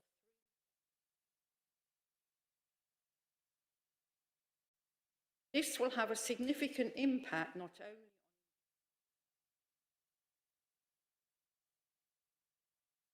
on new national allocated 3 whole of Worcestershire provide a lifeline for those at risk bills over the winter. Council requests the Managing Director to write to the Chancellor of the Exchequer and inform them that the Household Support Fund is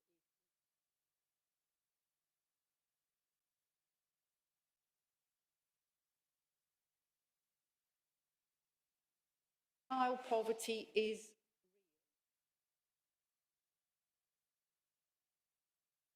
real. The report, those recommendations, officers and partners. But the government has made a decision to cut £1,000 a year for Worcester citizens. Every pound of that money was being spent. Those individuals, people on credit, vast majority are not making savings, nor are they making. That money is spent on rent, heating, food and clothing.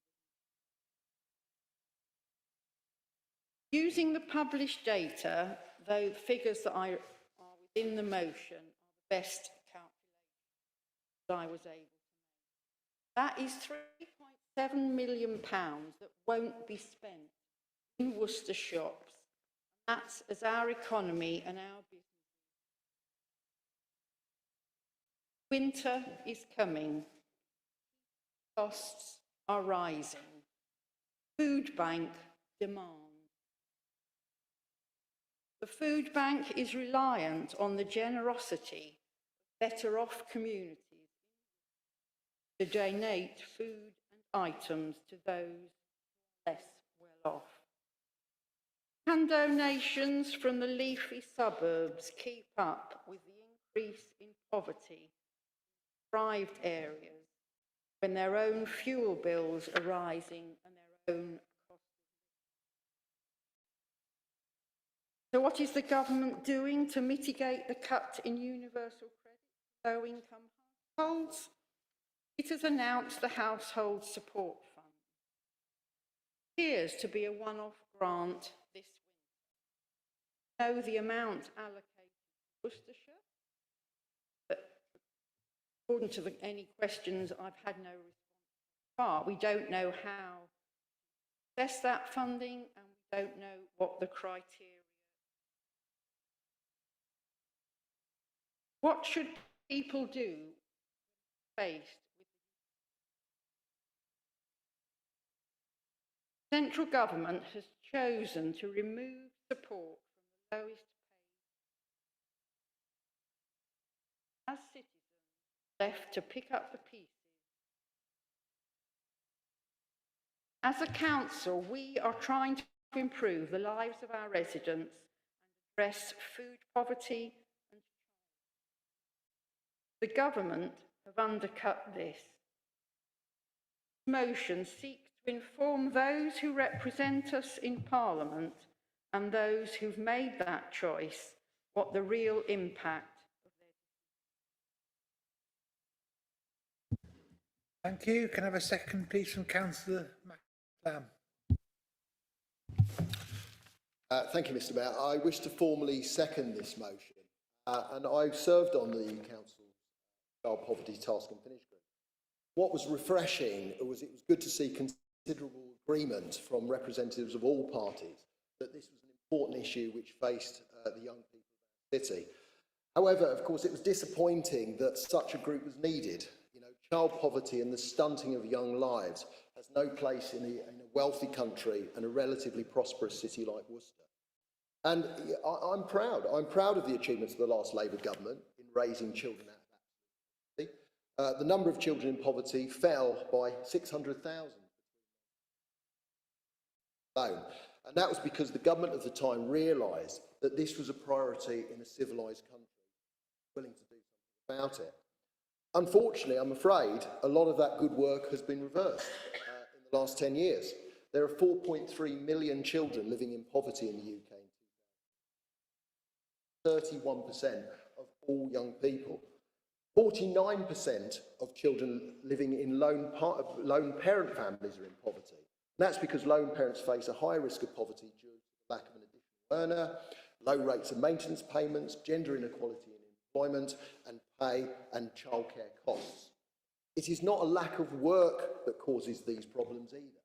75% of children growing up in poverty live in a household where at least one parent works. The fact is that vulnerable families with children face a cost of living crisis this winter, which will worsen the poverty that too many families in our city endure. Rising gas prices, inflation, shortages, the ending of furlough, as well as ongoing challenges of COVID, will all add to the burden of child poverty this Christmas. As the notion notes, to add to all this has come the government's universal credit. The £20 COVID boost to the basic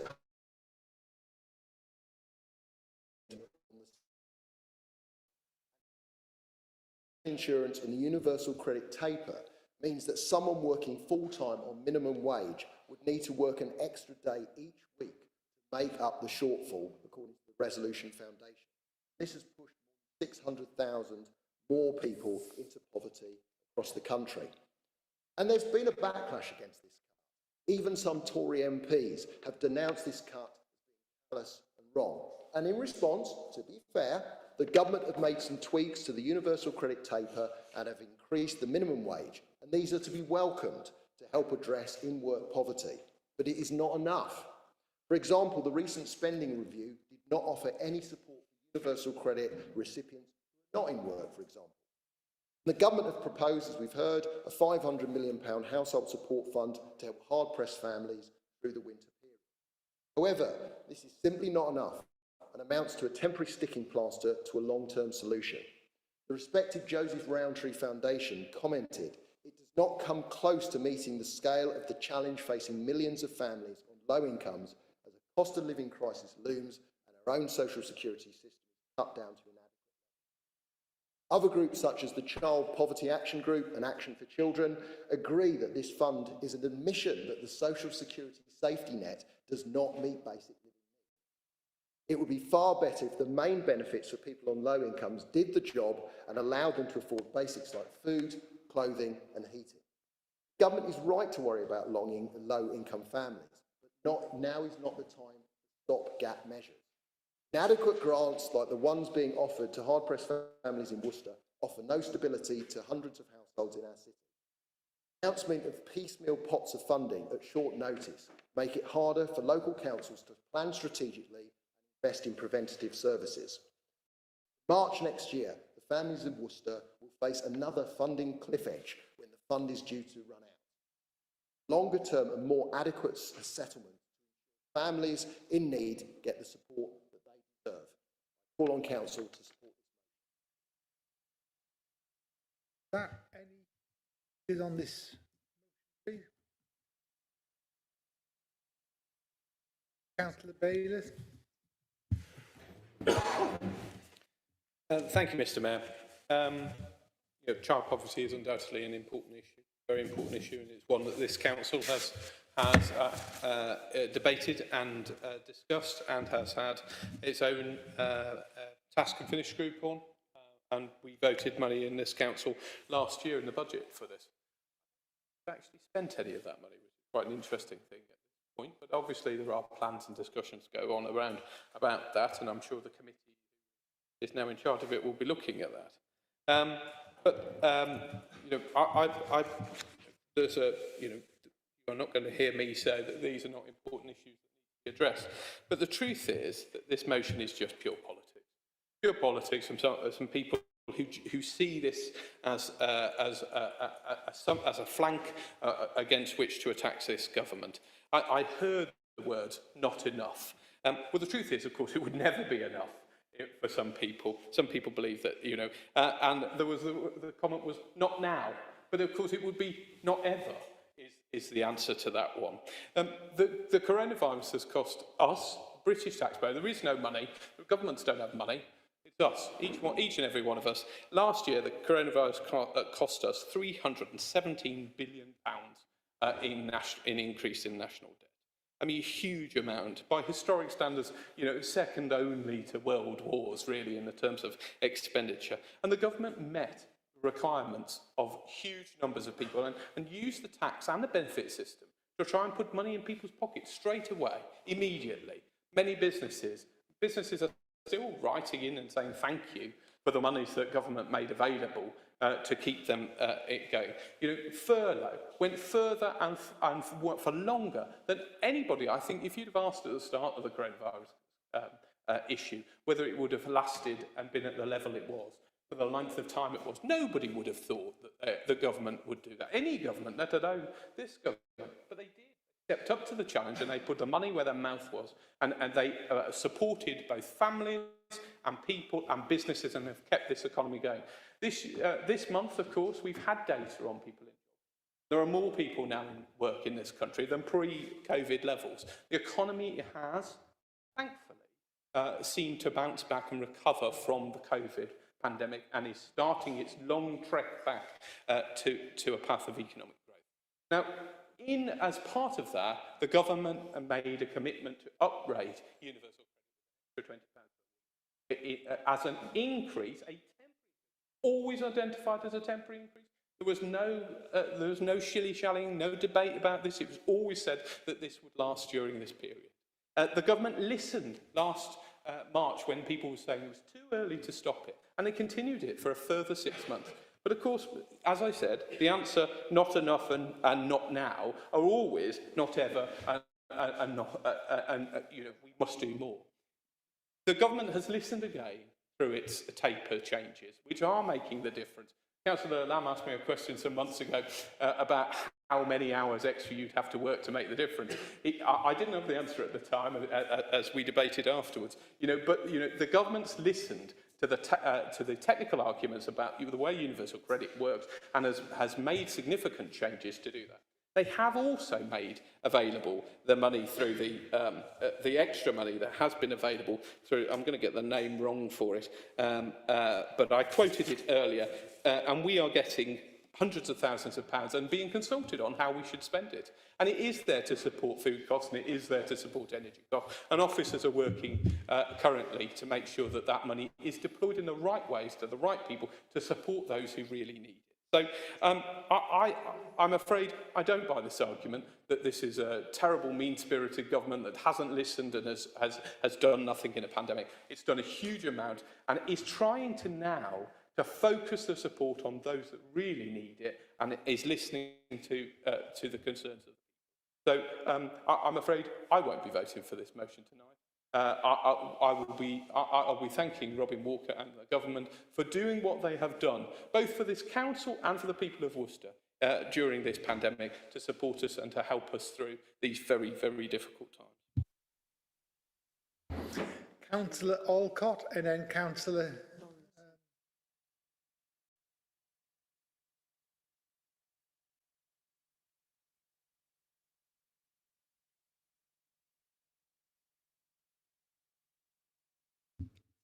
Thank you.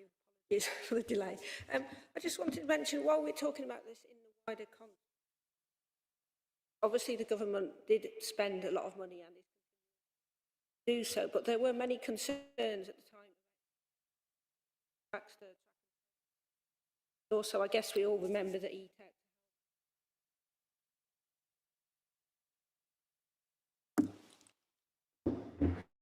Councillor Neil Lawrenson. Thank you. Can you hear me?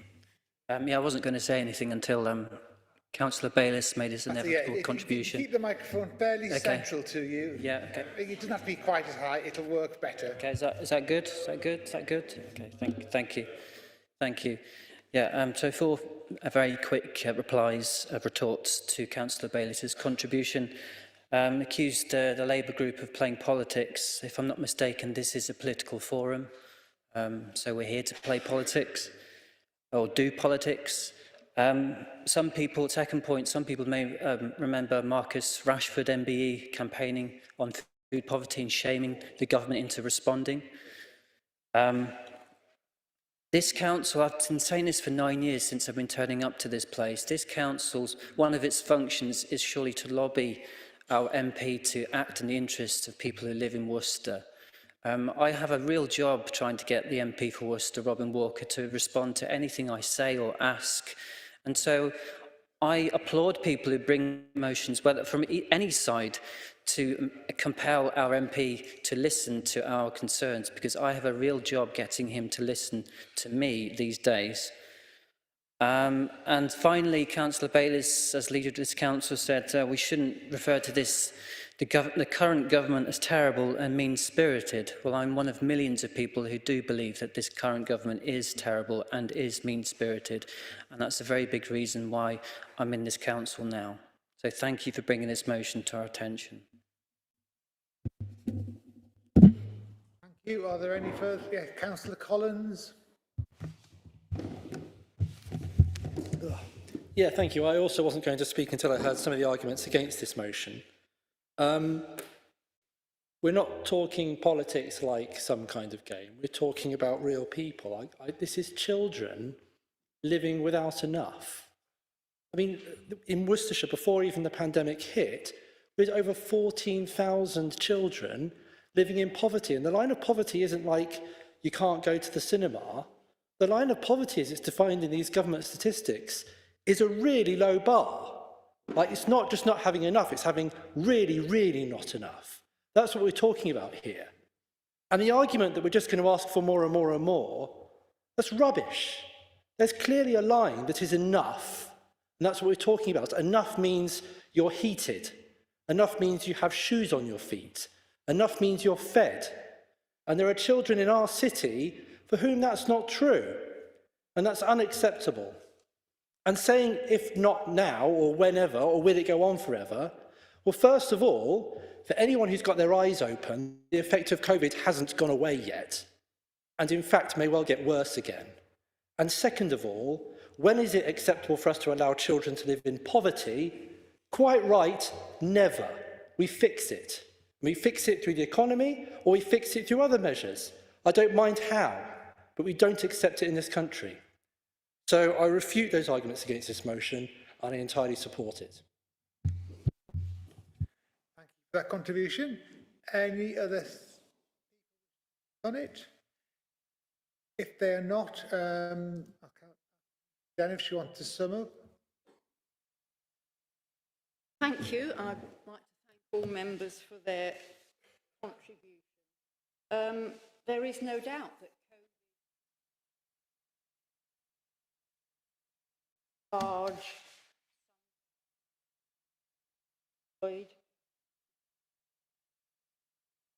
it's arguable whether all of that was value for money.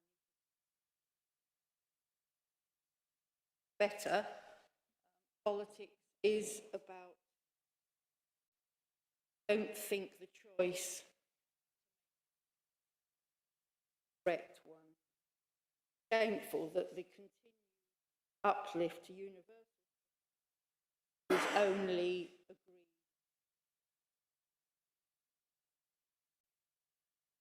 And it's also worth remembering COVID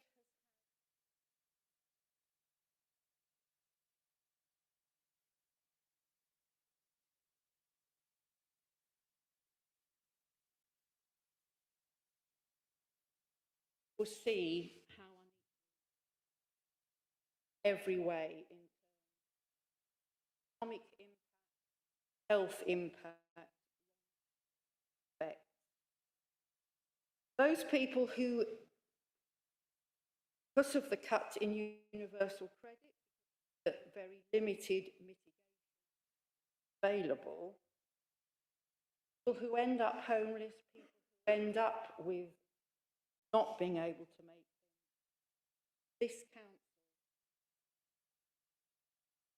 Some of the pieces we will pick up.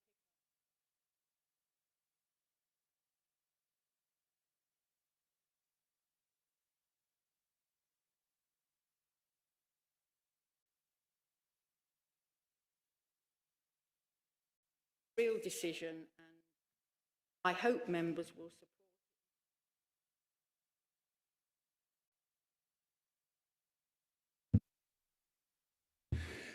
Thank you for that. We will now move this to the vote now. So can we have all those in favour of the motion, please? Please show. Please for a name vote. Okay, the name vote then, please. So Claire, do you want to take over? Thank you, Mr. Mayor. Councillor Agar. Councillor Alcott. For. Councillor Outaf. Against. Councillor Alan Amos. Councillor Bill Amos. Councillor Bayliss. Councillor Bissett. For. Councillor Carver. Councillor Cleary. Councillor Collins. For. Councillor Cronin. Denham. Councillor Ditter. Councillor Geraghty. Councillor Gregson. Councillor Hassan. Councillor Hodges. Councillor Mrs. Lucy Hodgson. Councillor Stephen Hodgson. Against. Councillor Johnson. Councillor Lamb. Councillor Lawrenson. Lawrence. For. Councillor Lewing. Councillor Mackay. Councillor Mitchell. Against. Councillor Riaz. Councillor Roberts. Stafford. Councillor Stanley. For. Thank you. The motion is lost. Thank you for that. We will now move on to item 8, which is the appointment of members. So, that's Councillor Bayliss to propose it. Thank you, Mr. Mayor. This item is about appointments of members to committees, and I'd like to make a proposal. I'd like Councillor Hassan to come off the Joint Advisory Panel for SWDP, and Councillor Steve Mackay go on in her place. That's my only amendment. Other group leaders have any amendments to propose?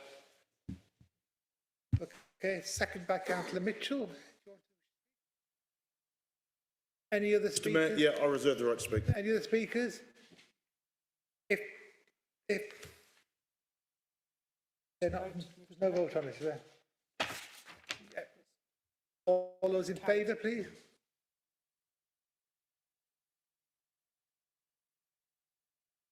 Against? Abstentions? Okay, that's carried. To item number 9, which is amendments of the Constitution. Again, can I have Councillor Bayliss to propose this? Thank you, Mr. Mayor. This paper seeks to make some fairly minor changes to the scheme of delegation within the Constitution. The Constitution has obviously, in particular, the titles of officers and has been subject to some change over since the period when the Constitution was agreed last. The monitoring officer has undertaken a review of the scheme of delegation and is proposing some, as I say, fairly insignificant but important that we get it right amendments to the Constitution. So I move those, Mr. Mayor. Thank you. Councillor Mitchell, do you want to? Nope. Any other speakers on this? Move this to a vote. All those in favour? Against? And any abstention? So that carried. Next item is number 10, which is a report from the Armed Forces Champion, Councillor Mitchell. So I'll invite him to present his report that's been presented, and there will be an opportunity for members if they do wish to ask questions on the report. So Councillor Mitchell. Thank you, Mr. Mayor. I won't go through the entire report with everyone, as I'm sure you've all read the papers. I will try and bring out some of the highlights of the year, though, which I've been exceptionally pleased to be able to deliver or be involved with as the Armed Forces Ambassador for Worcester City. There was a Veterans Community Day, both in Worcester, which was an initial day where we tried to get as many local agencies involved in providing support for veterans and understanding some of their plight. That was being followed by another day which was held recently in Birmingham. It was opened by the Lord Mayor of Birmingham, and we had over 55 stands present, including the Armed Forces Reserve, Platform Housing, Quanta, a local training firm in Worcester, and many other organisations, including SAFRA and the Royal British Legion. I was very fortunate to be supported by the Armed Forces Minister for Armed Forces ambassadors for Wychavon and Malvern as well, in engaging with the local housing community in clarifying some of the requirements from the new laws about the Armed Forces Covenant and what that means in terms of housing priority for soldiers and veterans. We had a very good meeting, or a couple of meetings, and moved things forward in help us prepare for the new legislation. Then we went to a number of memorial events.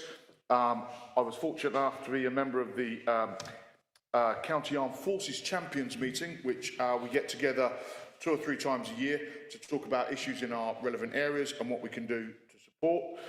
I attend not every month, but I try to attend at least every other month of the Veterans Breakfast Club.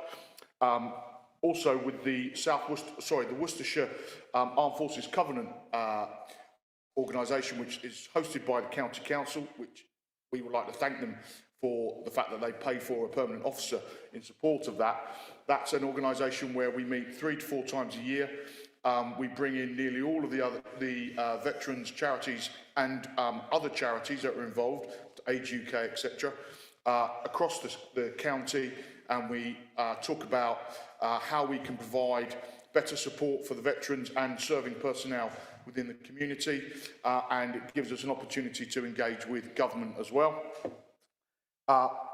We are one of the first cities in the country to open an Armed Forces Veterans Hub, which is hosted in the Salvation Army. It's hosted 5 days a week and now is opening on a Monday evening as well as a drop-in centre.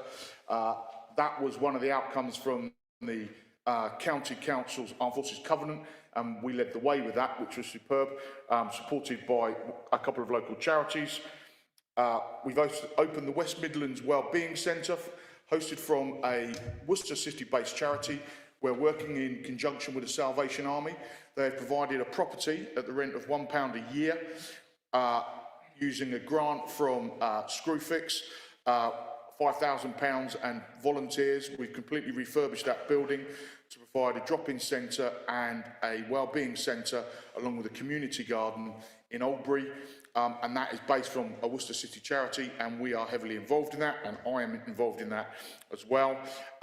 And also, we have our own community project in Worcester, which is on Pitchcroft allotment.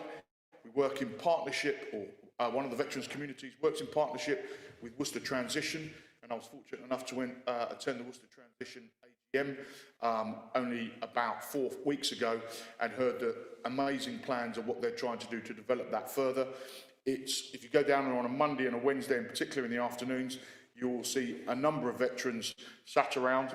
Well, actually, they don't get a chance to sit around too much because Kirsty Bleasby drags them up and has them digging out flower beds and whatever. But it's a great place for them to meet and talk. Other members of the community are obviously involved in it as well. I have a number of children down there, and in many places teaching vets how to grow their own food, cook fresh food. It's been a real eye-opener for many of them, and it's a very popular place.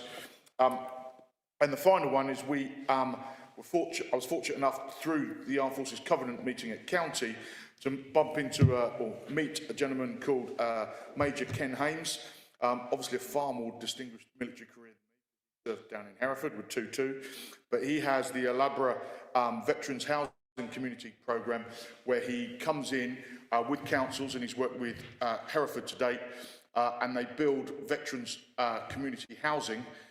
And the veterans help build them, and then they get not ownership, they get access to that property. It's a great project. We're looking to see whether we could do something in Worcestershire. Worcester City would be brilliant, and that's ongoing. Those are the key highlights for the year, but if anyone has questions, I'll be happy to. 4 questions I can see, so I will ask Councillor Agar first.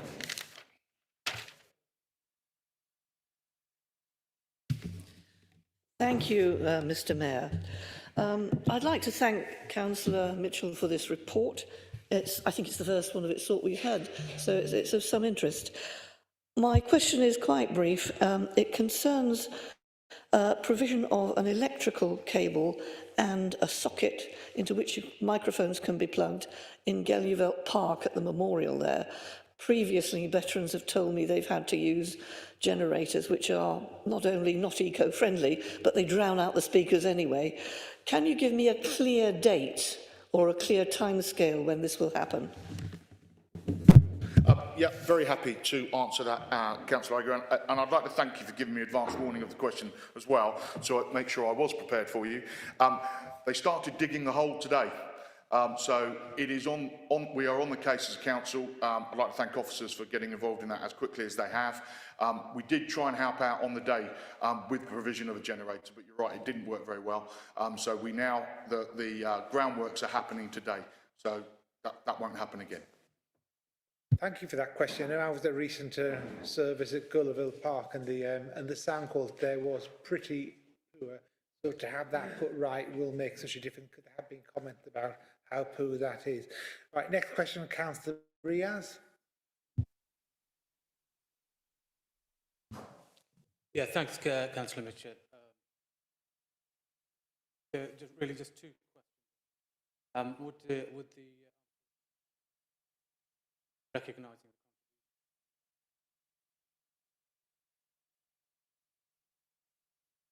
like to work with me and the Worcester exploring the history that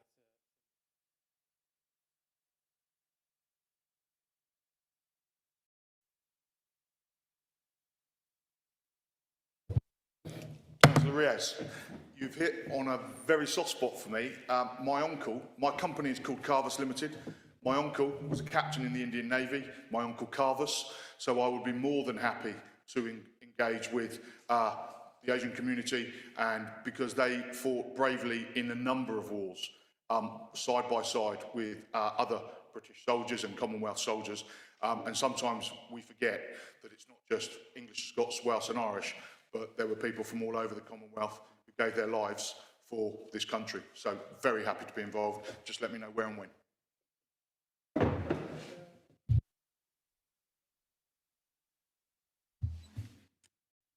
Yeah, I was certainly welcome the report. I think it's a good progress report, and perhaps all our champions can be encouraged to produce.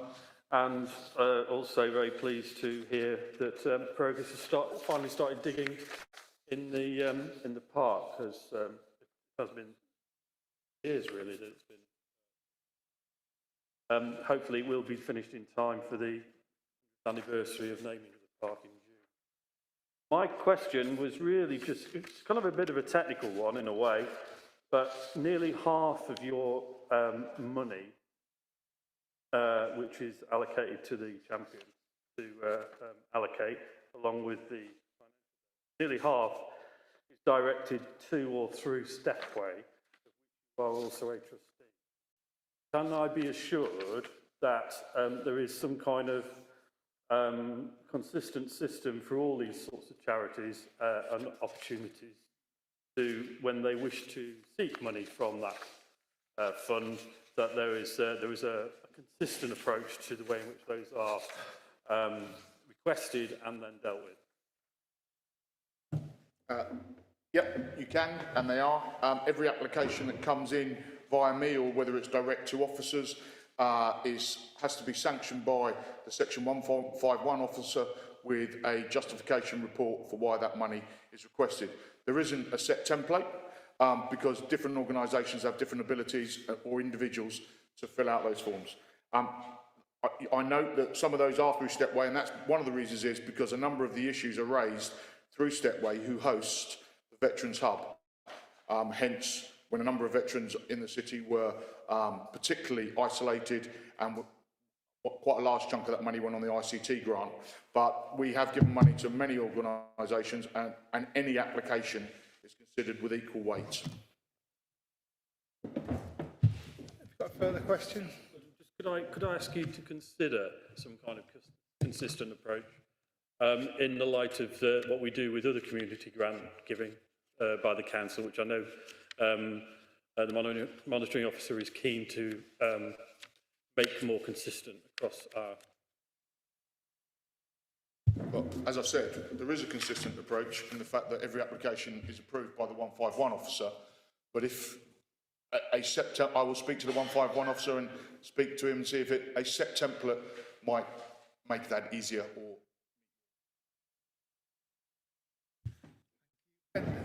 Councillor Stephen. I'd also like to thank the Bishop for the report. It was a very well written report and very well presented, and I think it sets a good benchmark for future.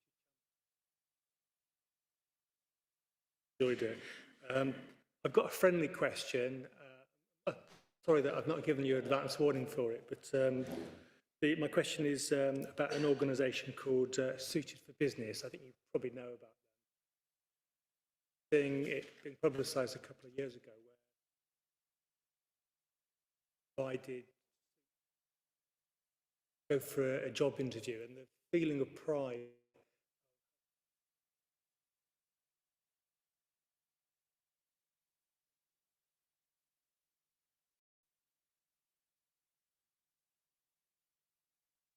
Thank you very much. Yeah, I'm very happy to.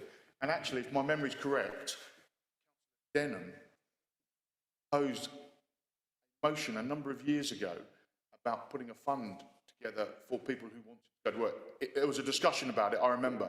Not in this chamber, obviously, in the proper chamber. But yeah, I'm very happy to. You are right. Veterans do like to look smart, and it does make them feel valued and confident in themselves. And just like anyone, I guess, if you look smart and feel smart, it lifts you. But yes, I'll be very happy to engage with that. Thank you very much. There being no further questions, I will now move on to item 11, which is report from the relevant committee.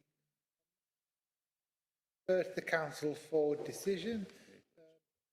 Council will now consider these reports on matters in accordance with the Constitution. I refer for decision. So the first one is the referral report from the Planning Committee regarding changes to the Constitution. So I'll ask Councillor Johnson to propose it and Councillor Agar to second it. And I know Councillor Alan Amos also wishes to speak. If anybody else does, if you could let me know, please. Otherwise, I will ask Councillor Johnson to... Thank you, Mr. Mayor. I trust you can all hear me.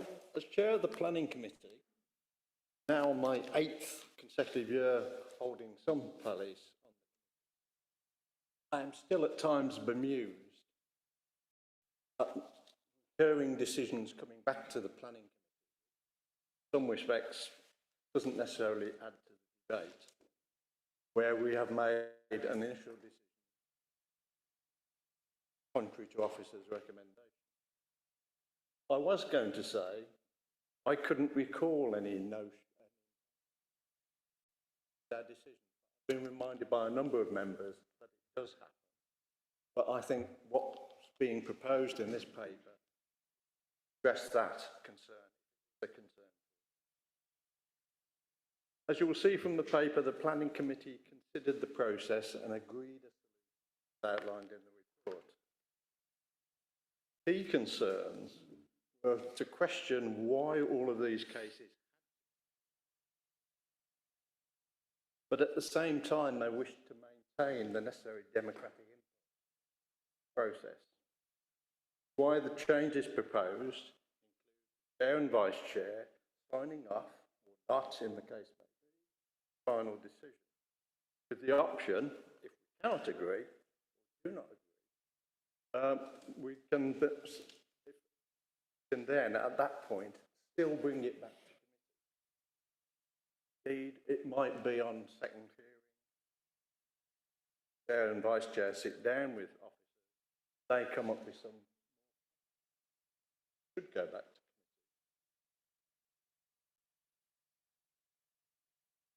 committee. We believe the changes we will make more sense to the public in general, and indeed perhaps planning committee. And it has the added bonus of potentially speeding those decisions for those applications. The report details the consequential changes required to act. Got any questions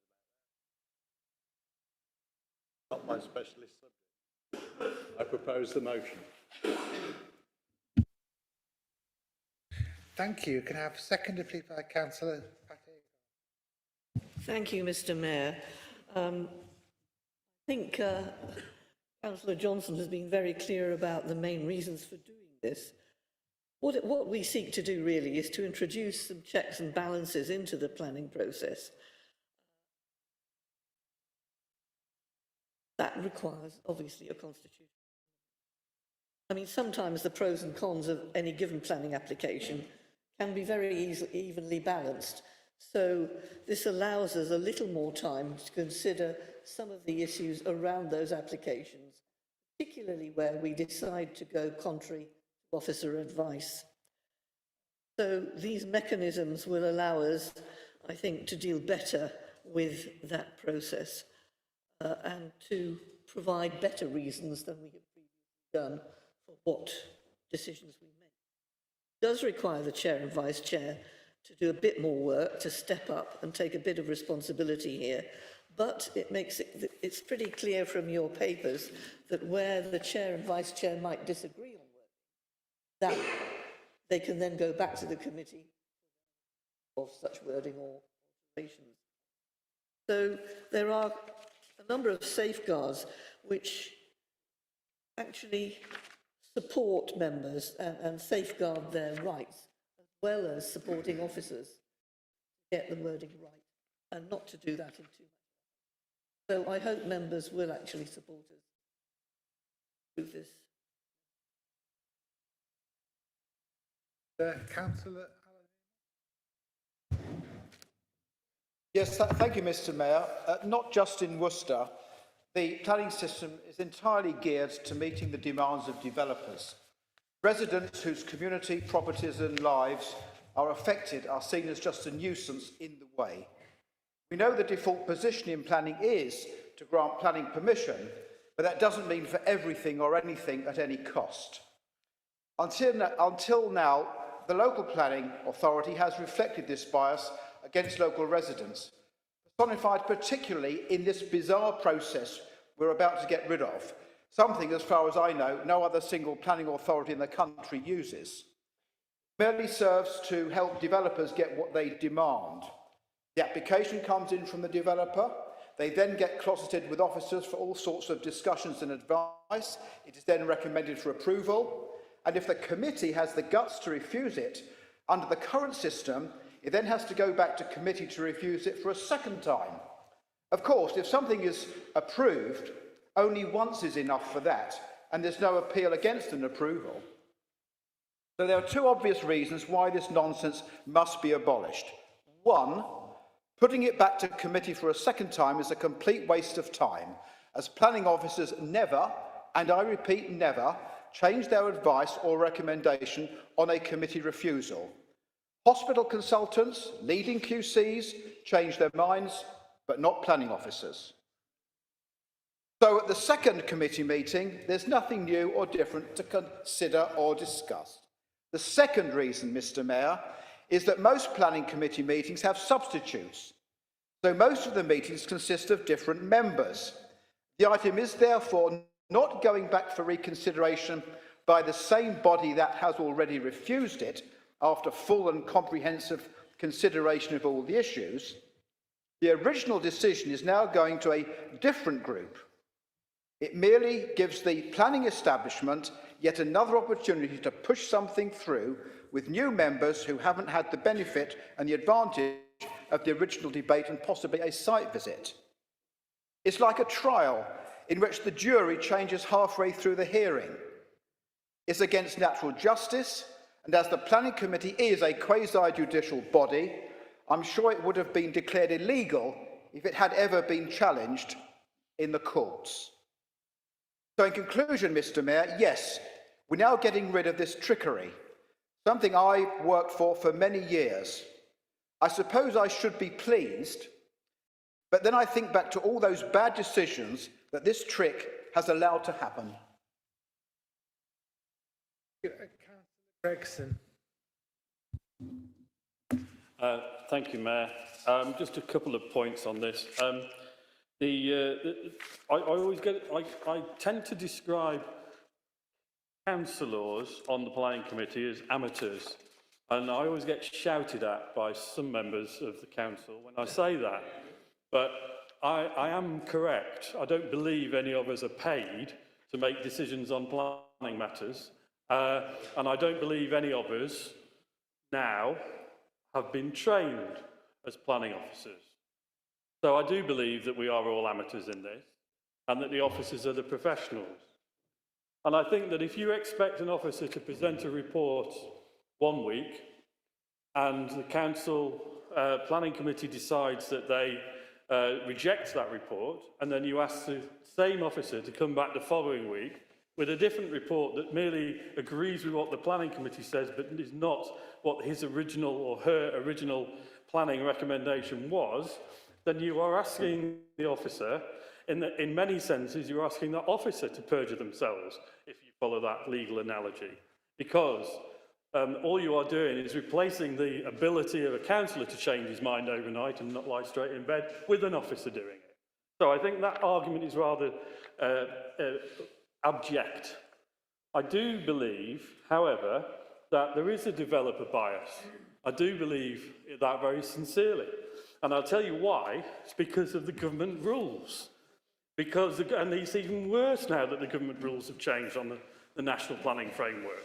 And if we are going to do anything in terms of protecting planning for the local members and for the local people, then we have to be able to counter that in a reasonable way, and a way which does not subject us to allegations of taking things to appeal and lays us open to threats of costs and so on and so forth. So I do think that this system here may be the way forward, but I think that we have to go into it with our eyes open about where the real fault and the issues lie in planning, and not grandstand them through the local media. Thank you, Councillor Bayliss. I, for once, have been motivated by somebody else's speech to have a bit of a contribution. But I fundamentally disagree with the last comment about that we are amateurs in this. We're decision makers. That's what the system puts us as. We hear the evidence, we make our decision. In no other part of our council activities do we have to consider the evidence, make a decision, and then if we don't agree with the officers, go away and think about it again. We don't do that in licensing. We don't do that in PNR. We don't do that in committees. We didn't make it tonight. We didn't, have a recommendation and then decide not to do it, but be told you've got to go and look at it.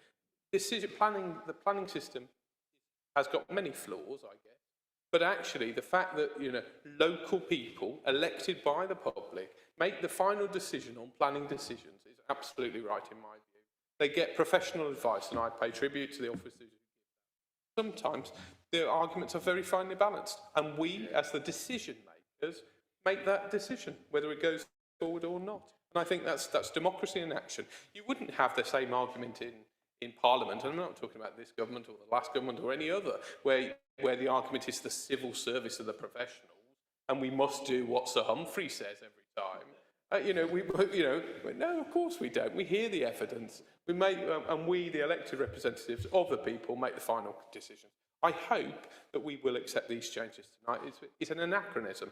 What we've done currently on planning commission is completely outside of the norm. Nobody else does it.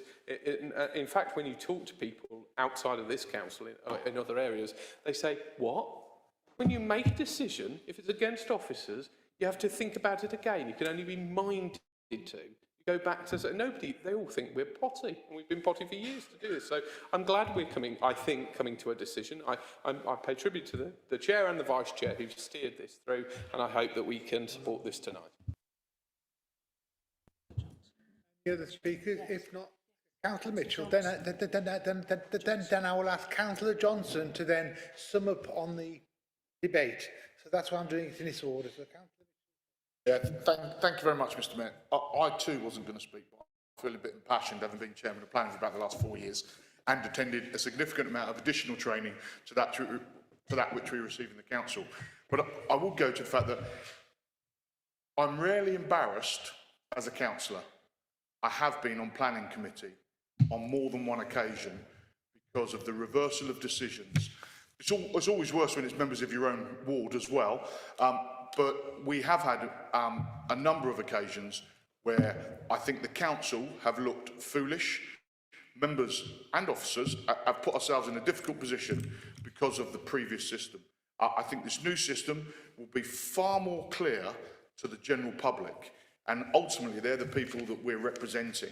And if they leave a committee not understanding, particularly if a month before they were told that planning application is refused, go away thinking great, and then they come back a month later and they're told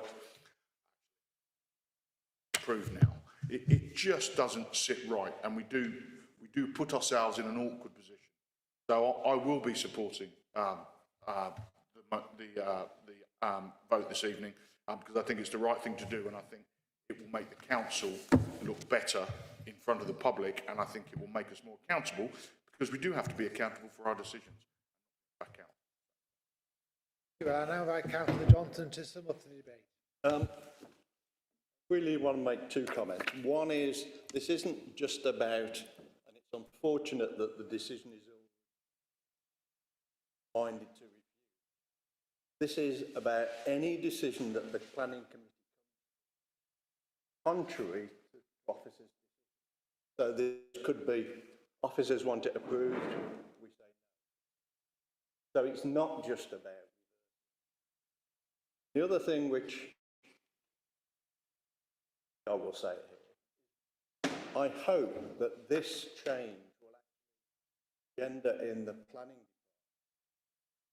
a view of providing more balanced reports. To have reports which say bad. And there is inevitably a balance to be struck. And it's that we need to draw out in the discussion so that that balance can be demonstrated to members. They can make a decision. That then goes off to officers if it is contrary. Give them time. Back to the chair and vice chair.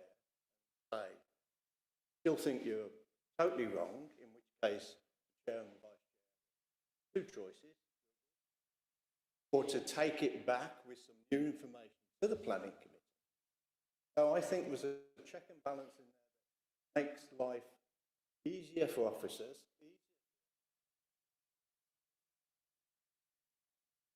That basis. If we can now put this to the vote. So can we have all those in favour, please?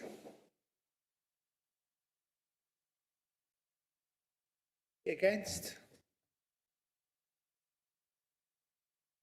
And any abstentions?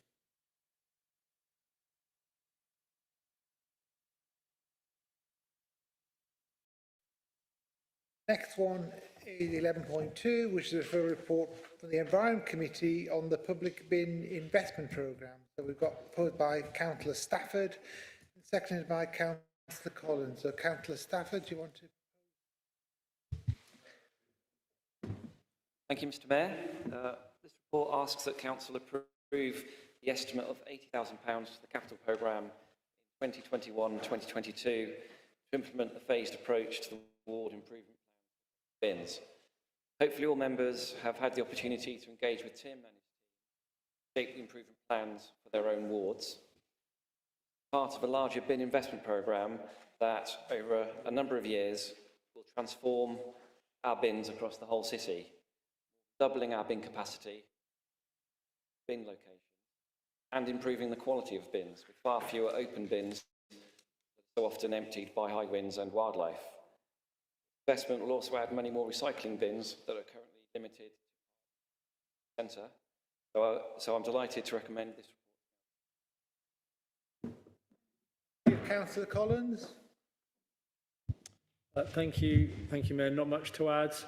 This should hopefully get rid of those nasty red dog mess bins and get us bins that aren't overflowing as often, those horrible lamppost ones. And I think have been consulted.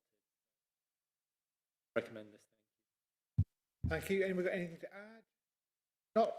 Can we vote? All those in favour, please. Against? The abstentions? Carried. Right, we're getting toward the end of the meeting now. So 11.3, which is a report from the Income Generation Subcommittee from Freedom Leisure, proposed fees and charges. This is going to be put by Councillor Mackay and seconded by Councillor Riaz. So, Councillor Mackay, do you wish to propose it? Yes, thank you, Mr. Mayor. This has been looked at and debated in the Income Generation Subcommittee, so I'm happy to recommend the proposal for the fees and charges for Freedom Leisure from January 2022, which shows an average increase across the board of 3.2%. I haven't got anything further to say, but happy to answer any questions in relation to it. Thank you. Councillor Riaz. Yeah, happy to formally second it and reserve my... Okay, these have already been discussed in the committee. So has anyone got any comments they'd like to make? Councillor Collins?